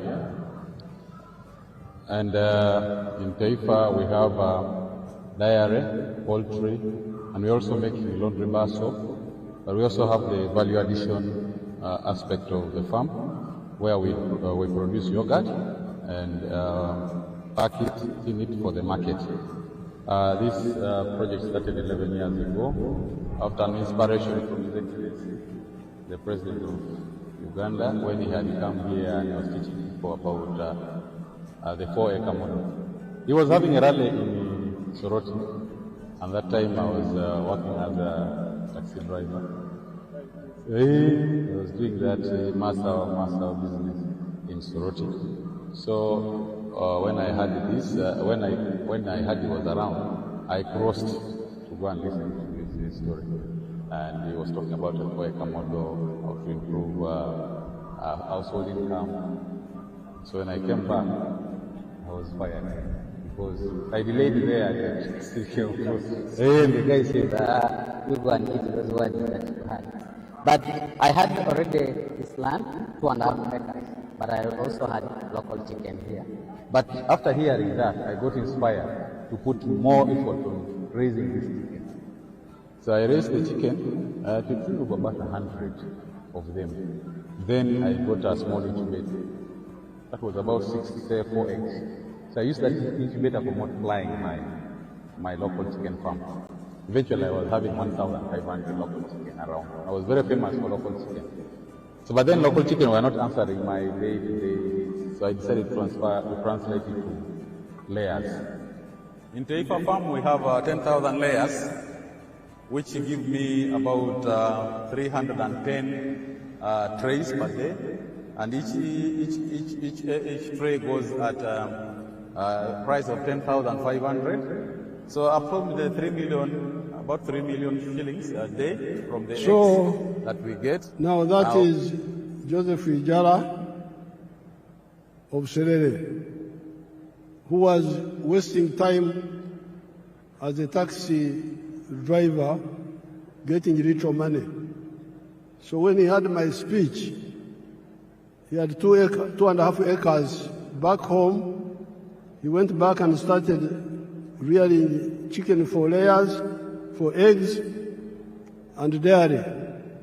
Now he's getting a lot of money. He was saying that he's getting 3 million shillings per day from the eggs alone. But when I went back in the campaign, he's now getting more than 6 million shillings per day. That is Ijara. Now, there is Nyakana. Let's see Nyakana now.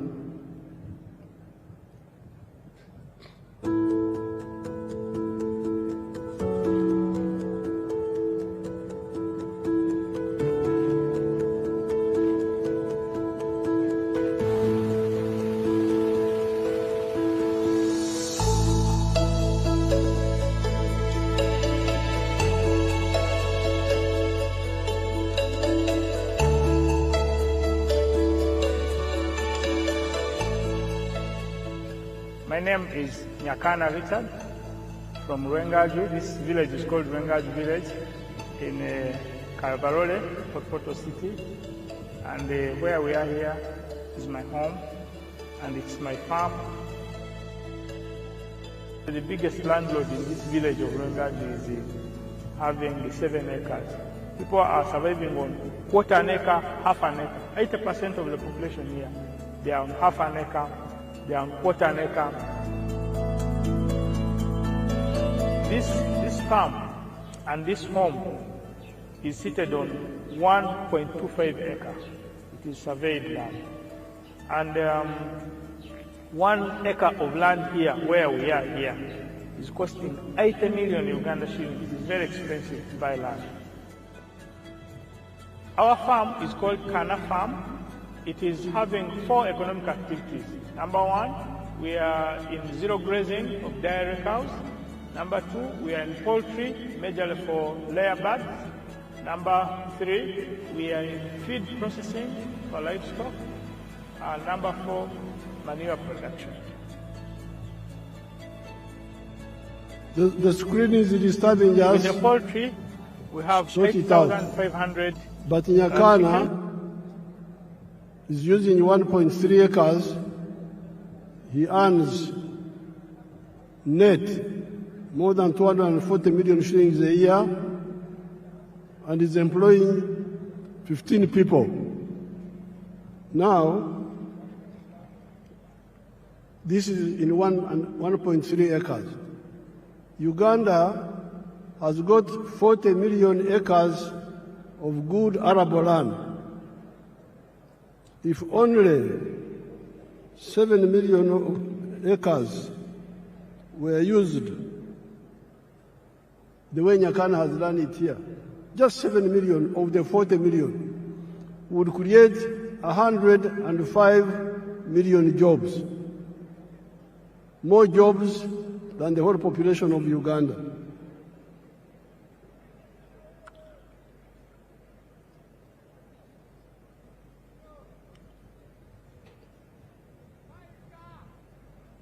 I have reminded you that Uganda has got 40 million acres of very good arable land.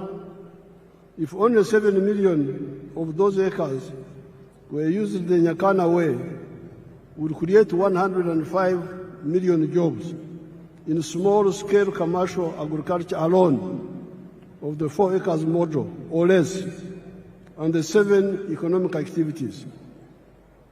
This is before you talk of the big-scale commercial agriculture, such as Madvani, who employs 14,000 people at Kachira, before you talk of the manufacturers that are now employing 1.5 million people. Now, you can say, you Museveni, you are always talking of small people, of 4 acres and less. The Basangwas, the Ijaras, the Nyakanas. Oh no, you are mistaken. I support the big ones also. Let's see Madvani. Show us Madvani if you man, if you are not asleep. The one of the screen. You want the big ones? They are there. The big ones are there. But we struggle with the smaller ones because they are the ones who don't know what to do. The big ones, most of the time, know what to do.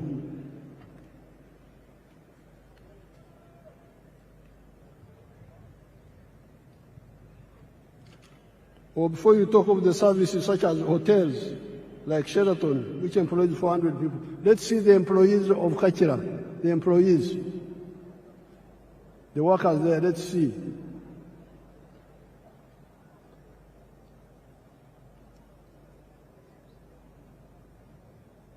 They are employing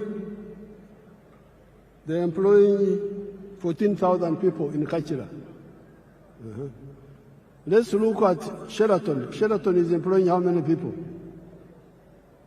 Sheraton, if you have it.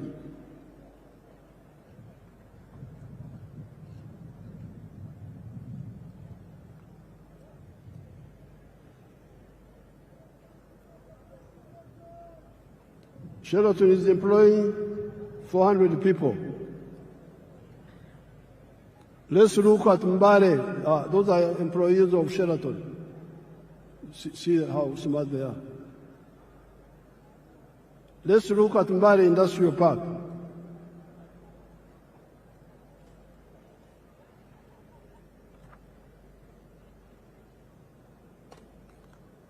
Mbare Industrial Park.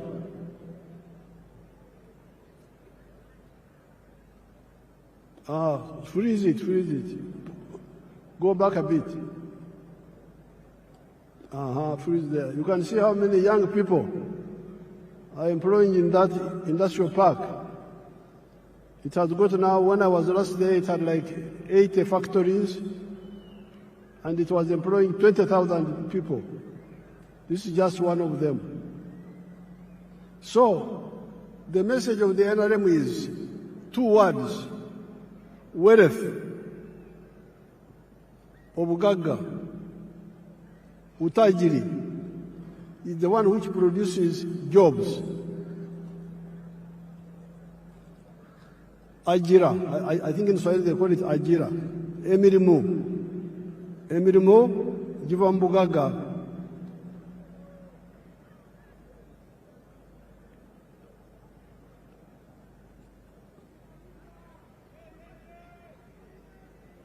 The four sectors, commercial agriculture, manufacturing, service and ICT, for now have both low and high-skilled jobs. So don't say you Museveni, you are talking about only low-skilled jobs. Yes, the Nyakana jobs, the ones of Basangwa, those are low skills. But let me show you the high-skilled jobs. Chira, show them Chira Motors. Chira Motors. And the Karuma.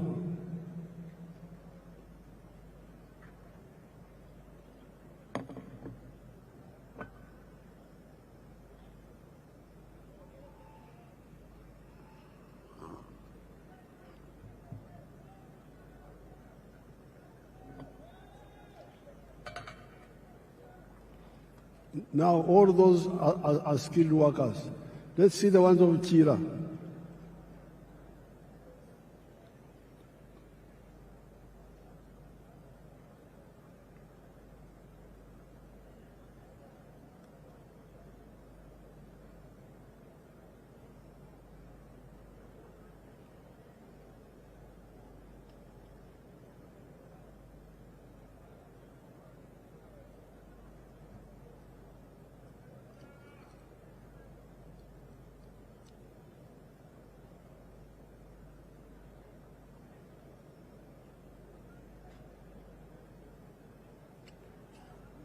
obadde ki?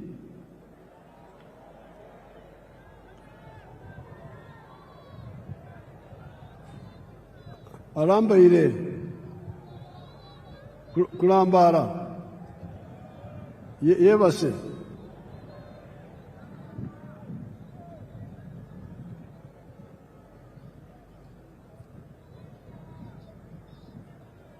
Balambalira.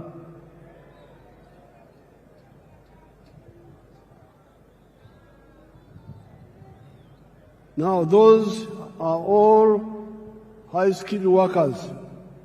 Let's see what they are producing. Show us the buses.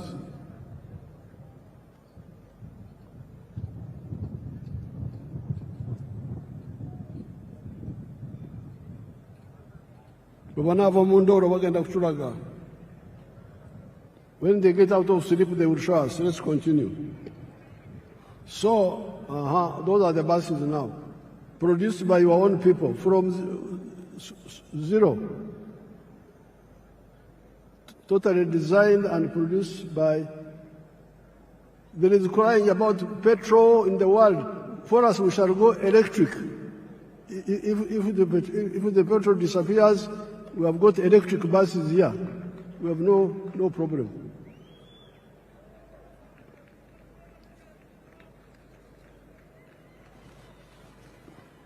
So,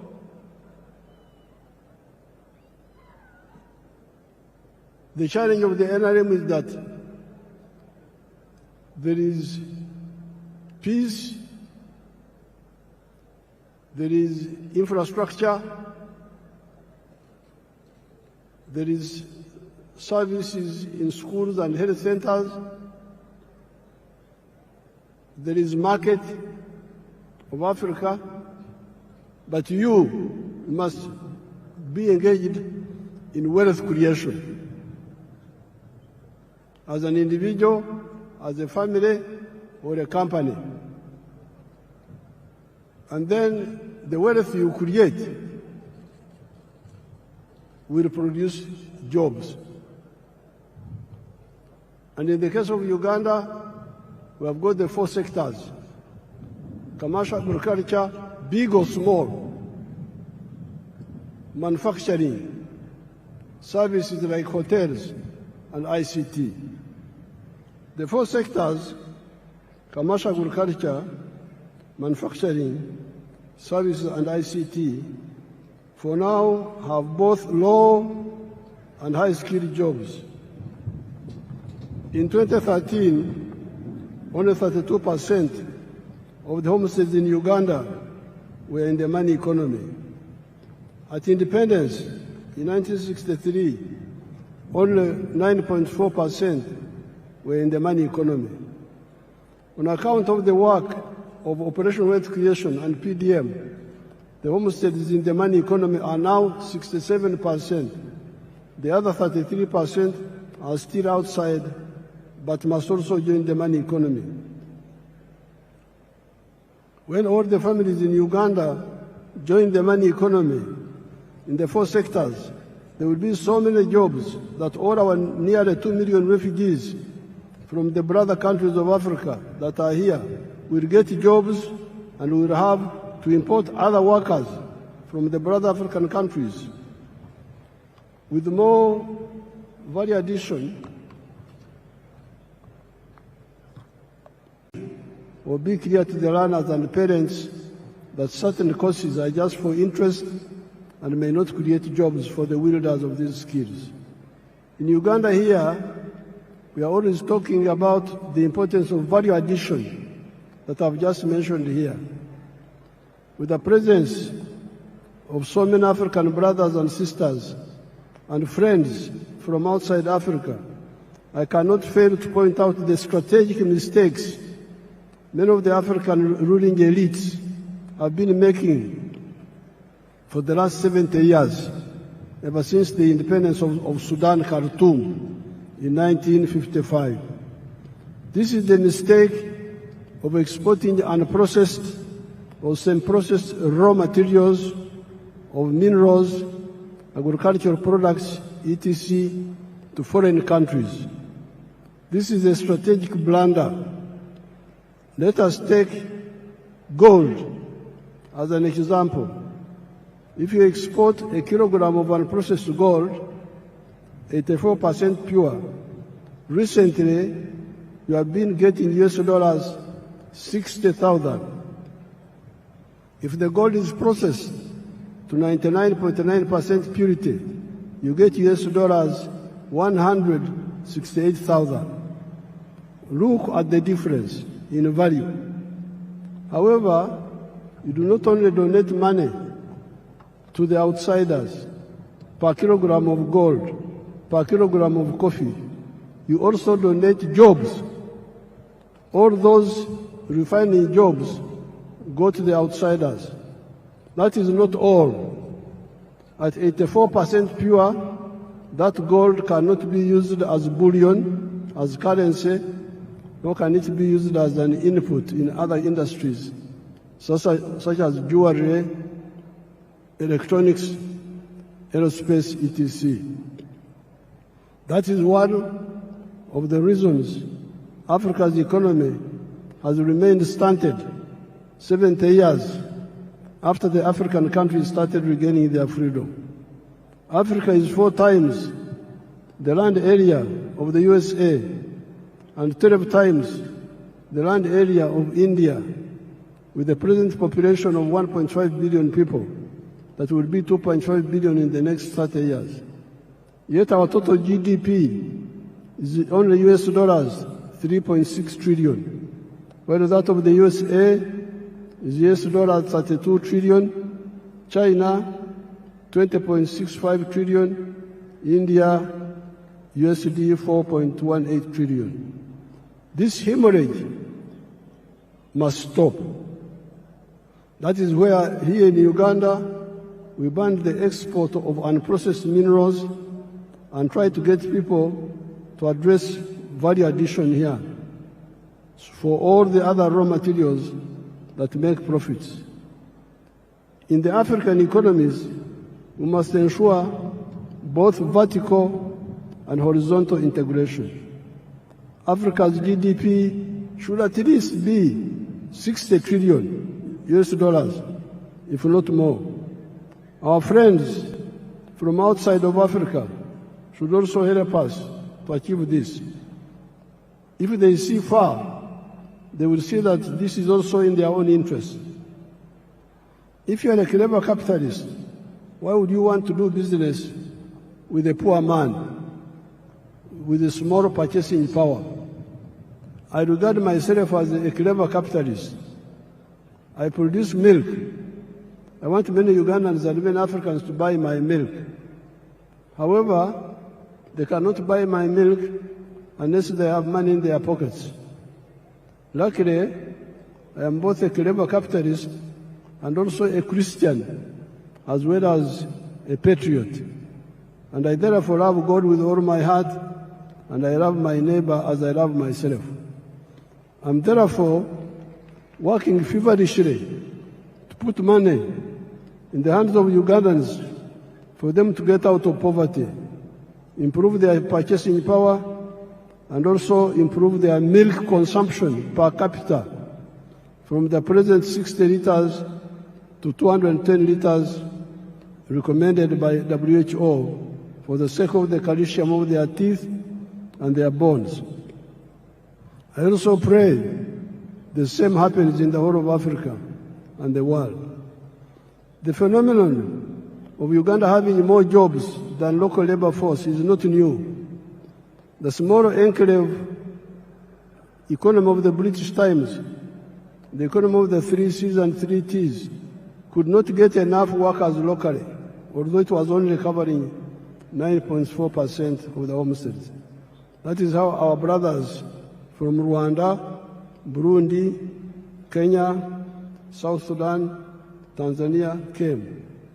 You listen to our message and wake up, kuzukuka, given our raw materials base of Uganda, the present population of Uganda of 48 million people will not be enough to manage a developed Uganda.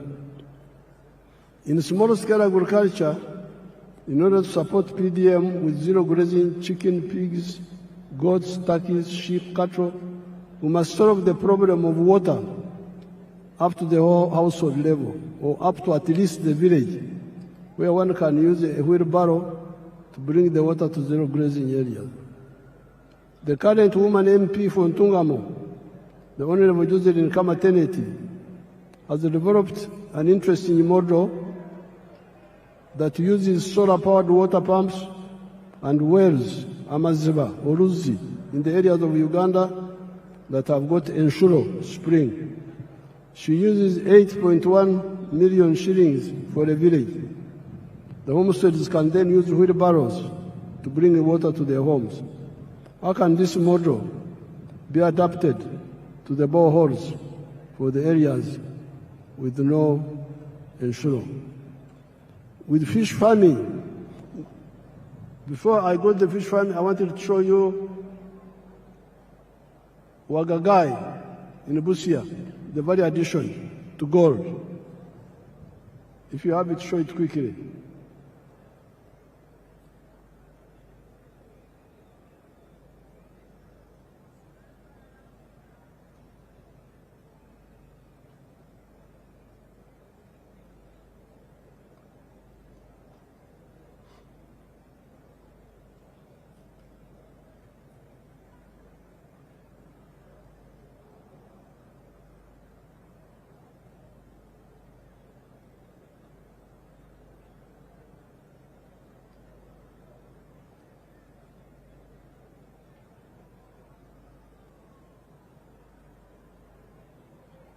Now, freeze that one.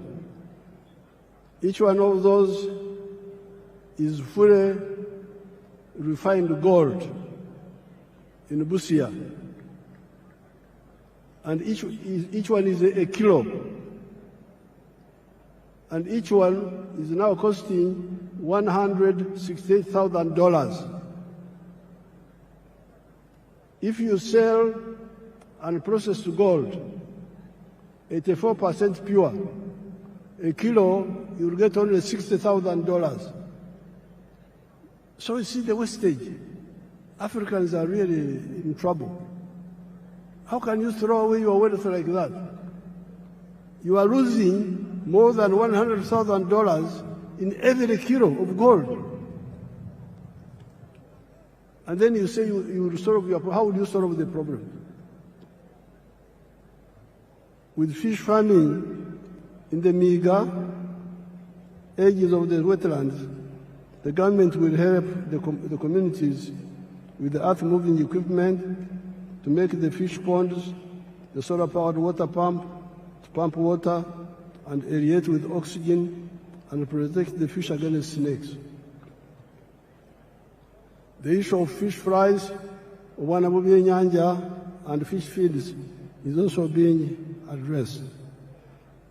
The support for all the other sectors, big commercial farmers, manufacturing,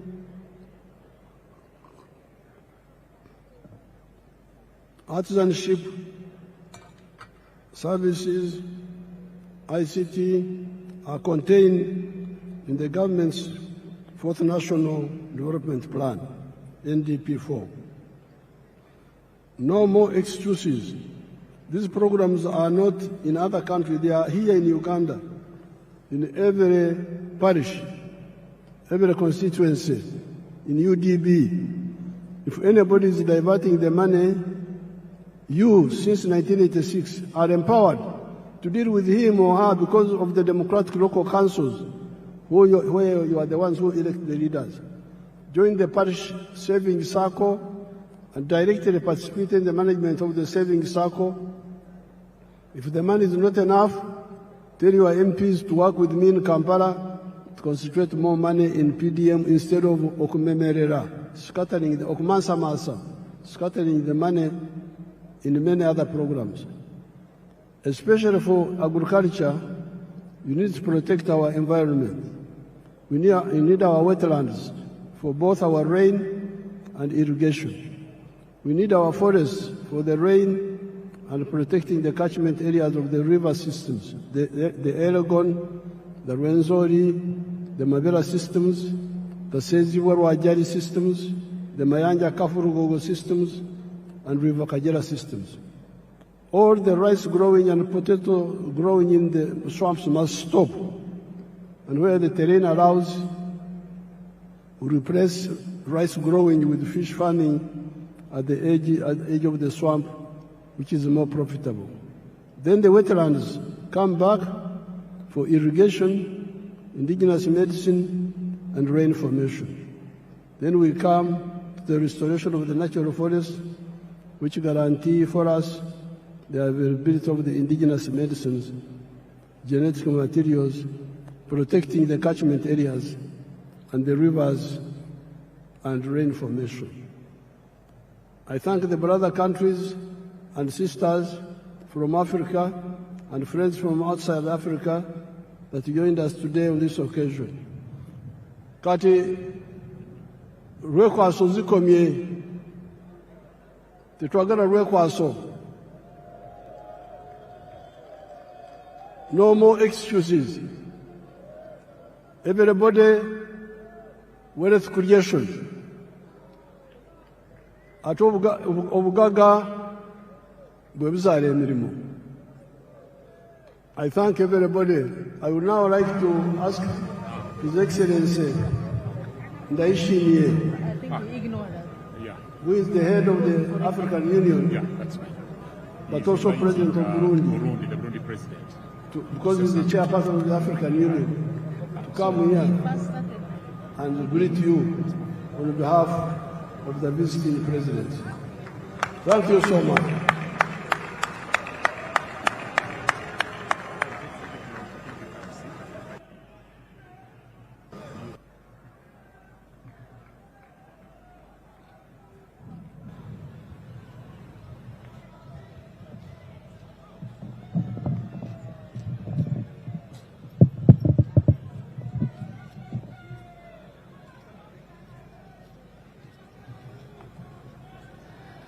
Uganda oye!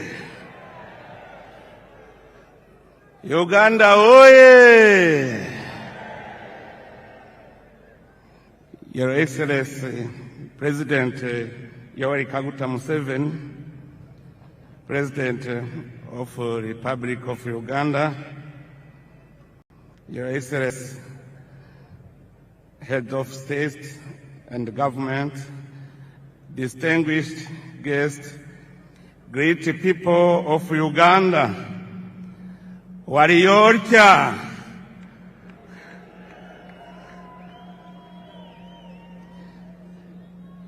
it is a profound honor and a singular joy for me to stand before you today alongside the distinguished guests gathered here on this great day in the history of the Republic of Uganda. Beyond the beginning of a new presidential mandate, your election, Your Excellency President Museveni, stands as a powerful affirmation of the underlying peace, stability, and institutional continuity that Uganda has cultivated over the years. Your Excellency, your renewed mandate comes at a defining moment for our beloved Africa continent. By inaugurating this new term under the term Securing the Gains and Advancing Towards a Prosperous and Emerging Nation, you have once again demonstrated your steadfast patriotism, visionary leadership, and unwavering commitment to the progress of Africa as a whole. Your Excellency, we have followed with admiration the remarkable transformation Uganda has achieved under your stewardship. During the years of your leadership, your nation has undergone profound progress in the field of security, social cohesion, and economic development. Through sustained economic growth, strategic investment in infrastructure, and policies aimed at reducing poverty and improving livelihoods, Uganda has steadily positioned itself among the continent's most promising emerging economies. Your Excellency, at this occasion, I would like to pay special tribute to your invaluable contribution to the restoration and the consolidation of peace in Burundi.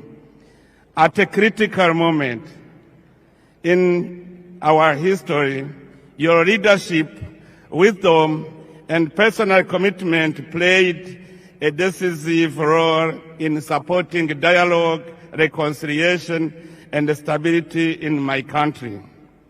The people of Burundi will always remember with gratitude your tireless efforts in favor of peace, not only within our borders, but throughout the Great Lake region.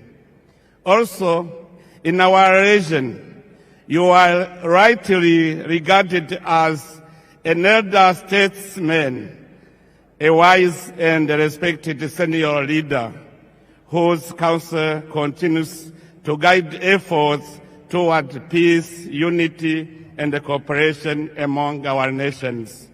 That is why, on behalf of the people of Burundi and all those who have directly benefited from Uganda's progress and hospitality, I wish to express our heartfelt gratitude to the Republic of Uganda and to you personally, Your Excellency. Your Excellency, as I conclude, I wish to warmly congratulate the people of Uganda for the confidence they have once again placed in His Excellency President Museveni. In doing so, you have reaffirmed your attachment to peace, stability, resilience, and wise leadership. It is my sincere hope that this new mandate will usher in even greater prosperity and opportunity to every Ugandan family. May your wisdom, dear brother President Museveni, continue to enlighten our continental dialogue, and may the bonds of fraternity and cooperation between Uganda and the nations of Africa grow ever stronger. May Almighty God bless our great Africa continent. May God bless Uganda and its courageous people. I thank you very much. Mwebale.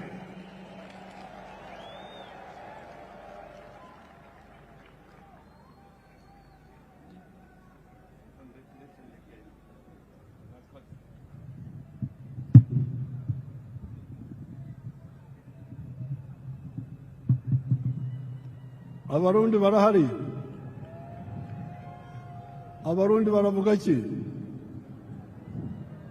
Abarundi, there are many Barundis here.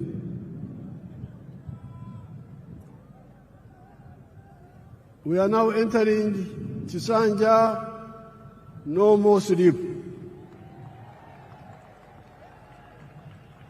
And we are entering Chisanja, no more corruption.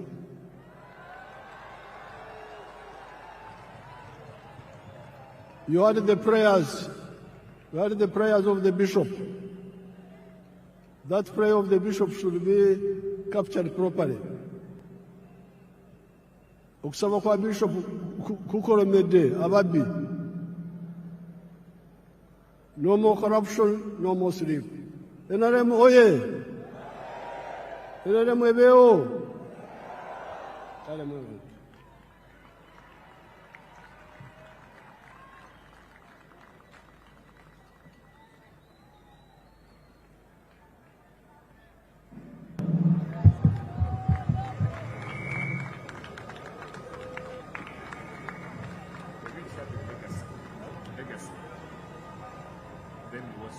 Your Excellency, I would like to thank you for the address to the nation and seek your guidance on how to proceed with the two entertainment items which are on our program. If it pleases you, Your Excellency, I now invite Legacy to make their presentation in less than 5 minutes. And as they are coming, I request all of you to join me again in thanking His Excellency the President for that comprehensive address to us. And very quickly, Your Excellency, also, I would like to mention that all the RDCs are here, the RCCs, the LOC5 chairmen, the NRM chairmen from all districts are here joining you in this momentous occasion. Legacy, you have the floor. Less than 5 minutes.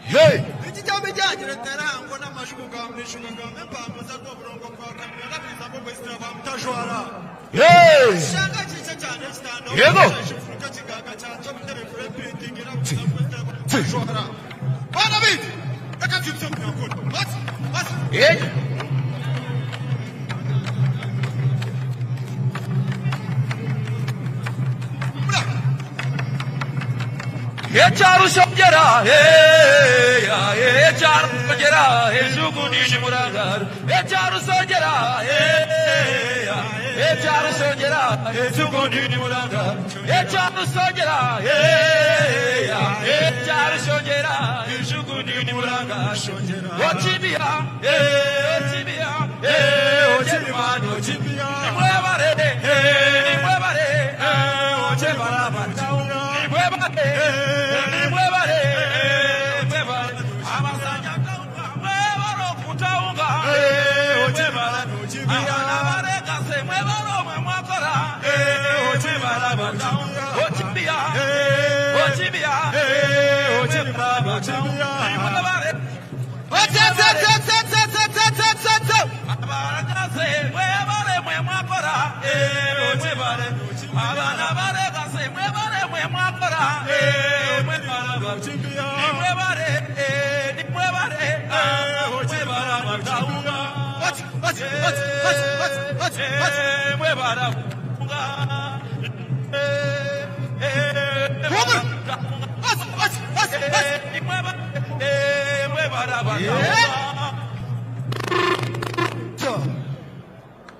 Thank you very much for that performance, Legacy. May I now invite Uweso, and thank you for keeping time. Uweso, please come on the stage and entertain His Excellency the President, our newly inaugurated President, and our treasured guests here present. Your Excellency, Uweso is now coming on stage, also to use less than 5 minutes to entertain you and our guests.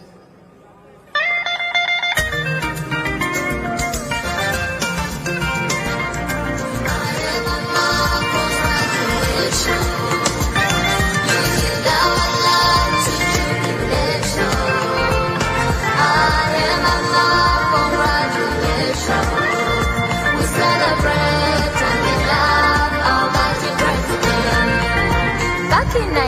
1886, the story starts. A child stood silent, tears in the heart, no food, no school, no song to sing. Till Mama Janet came with hope on wing. USA rose and stretched her hand, spread love and hope across the land. Musei stood firm, right by Mama's side, turned to hope and fear to pride.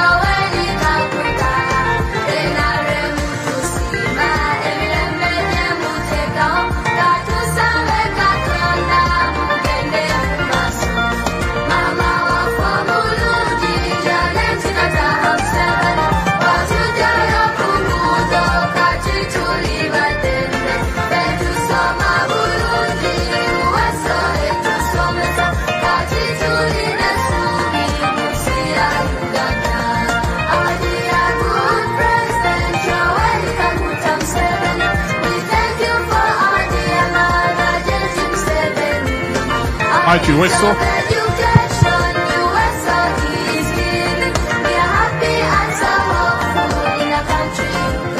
Thank you very much, Weso. Thank you very much for that thematic entertainment song. Your Excellencies, we are joined by Mr. Fadil El-Mehi, Special Envoy from Libya.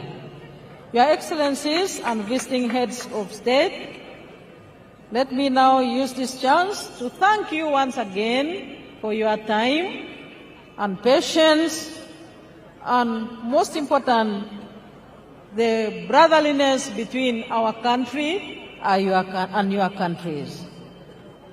Your Excellency and visiting heads of state and government, distinguished visitors, we have now come to the end of our proceedings this afternoon. We shall now have the anthems in reverse order. Band Commander.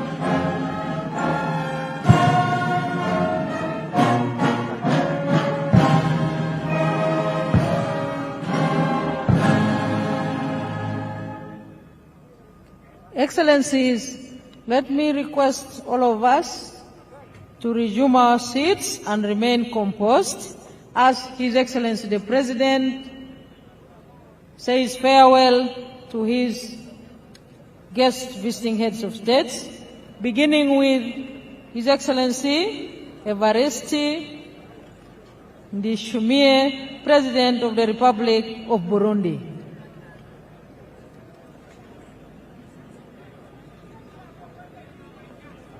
And next will be the President of Somalia.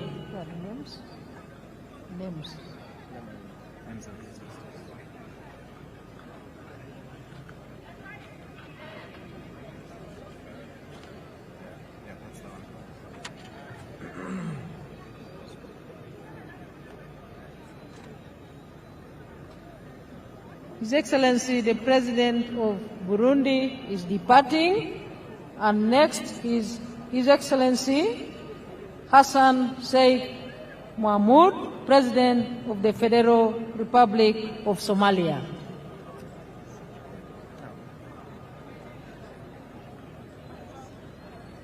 About the third?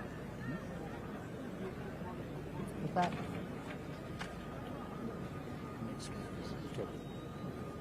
The name.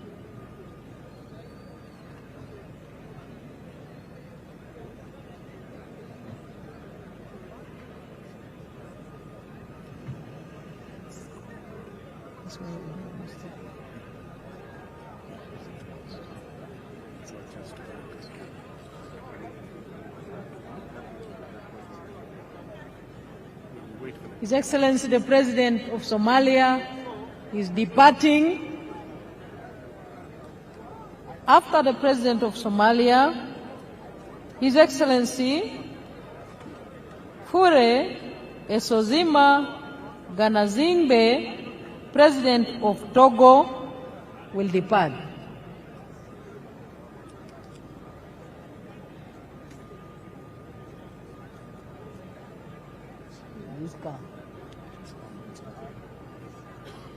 After Togo.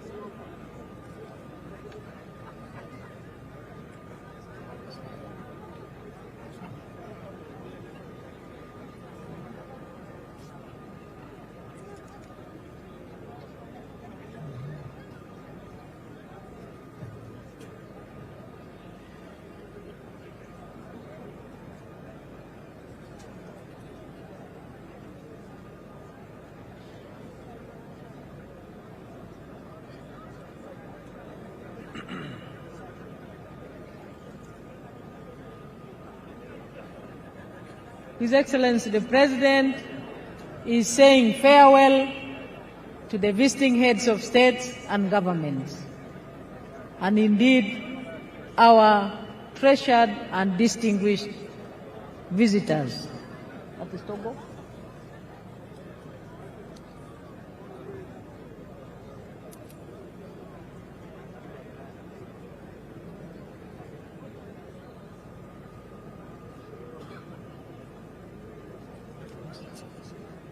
After Togo. Togo has left. Is that Togo? Okay. His Excellency the President of Togo is now departing. Next will be His Excellency Brahim Gali, the President of the Sahrawi Arab Democratic Republic.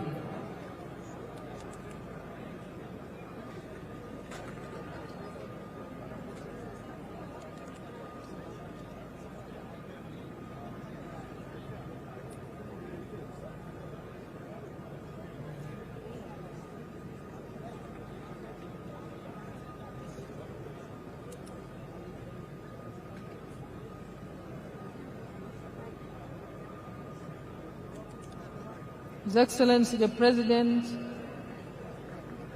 of the Sahrawi Arab Democratic Republic will depart next. Is it the one? But where is his car?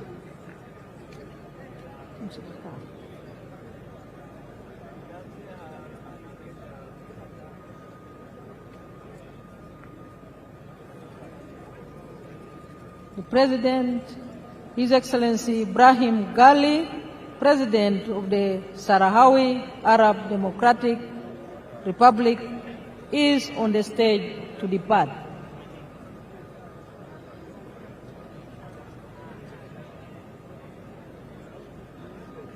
The team that is moving the motorcades, please move a little faster. His Excellency is waiting.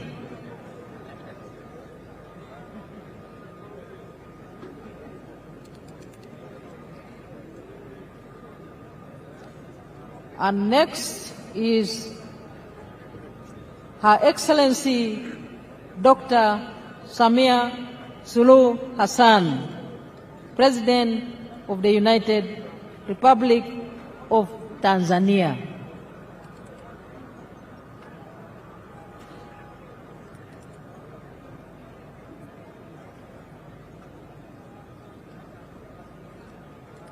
Please move the motorcade of Her Excellency Samia Suluhu Hassan President of the United Republic of Tanzania.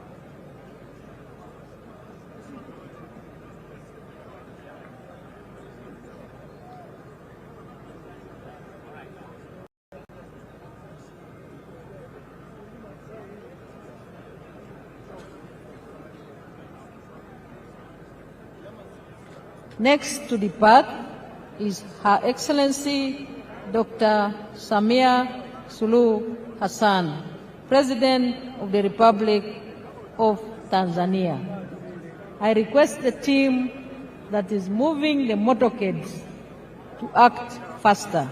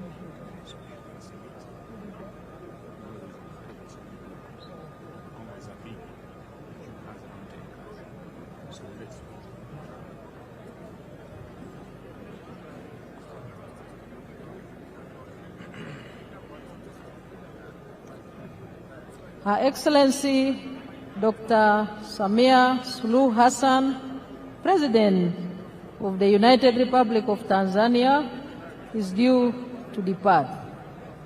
I request the convoy commanders to act faster. Her Excellency is waiting.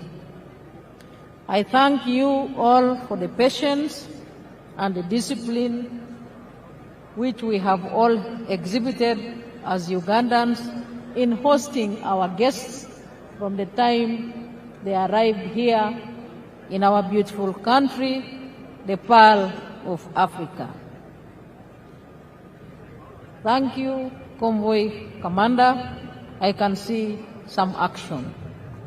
Her Excellency Dr.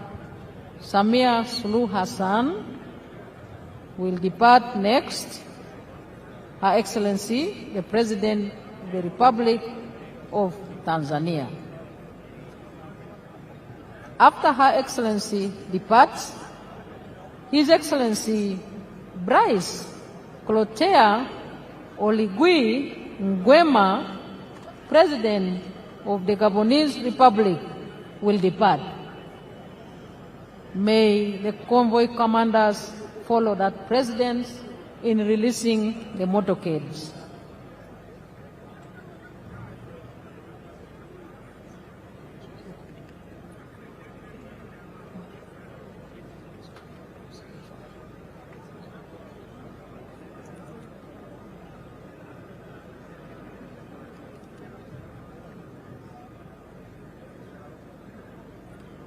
The next motorcade we expect on the stage is that of His Excellency Brice Clotaire Oligui Nguema, President of the Gabonese Republic.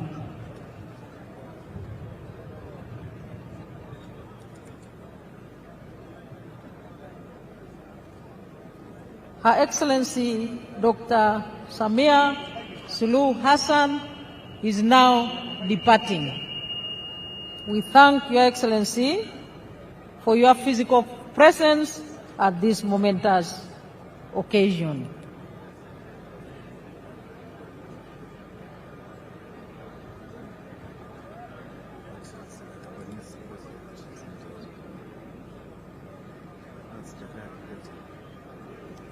And she's departing with His Excellency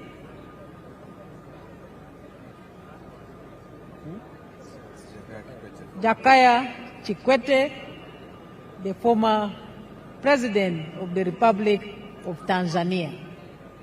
Thank you for gracing our occasion.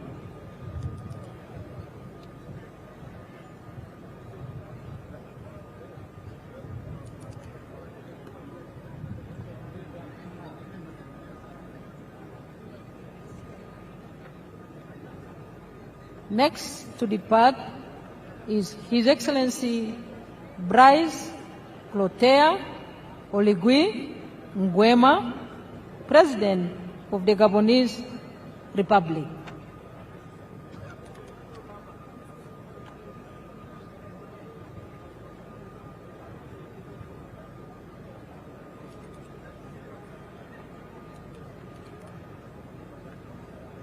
And the motorcade on standby should be for His Excellency Daniel Francisco Chapo, President of the Republic of Mozambique. Her Excellency the President of Tanzania has departed. On the stage is a motorcade of His Excellency Brice Clotaire Oligui Nguema, President of the Gabonese Republic.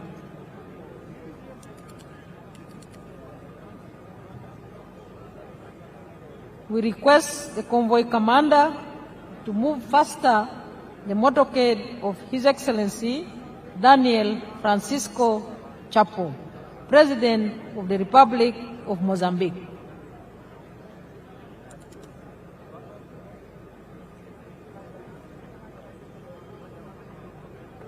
His Excellency Brice Clotaire Oligui Nguema is departing the stage, President of the Gabonese Republic.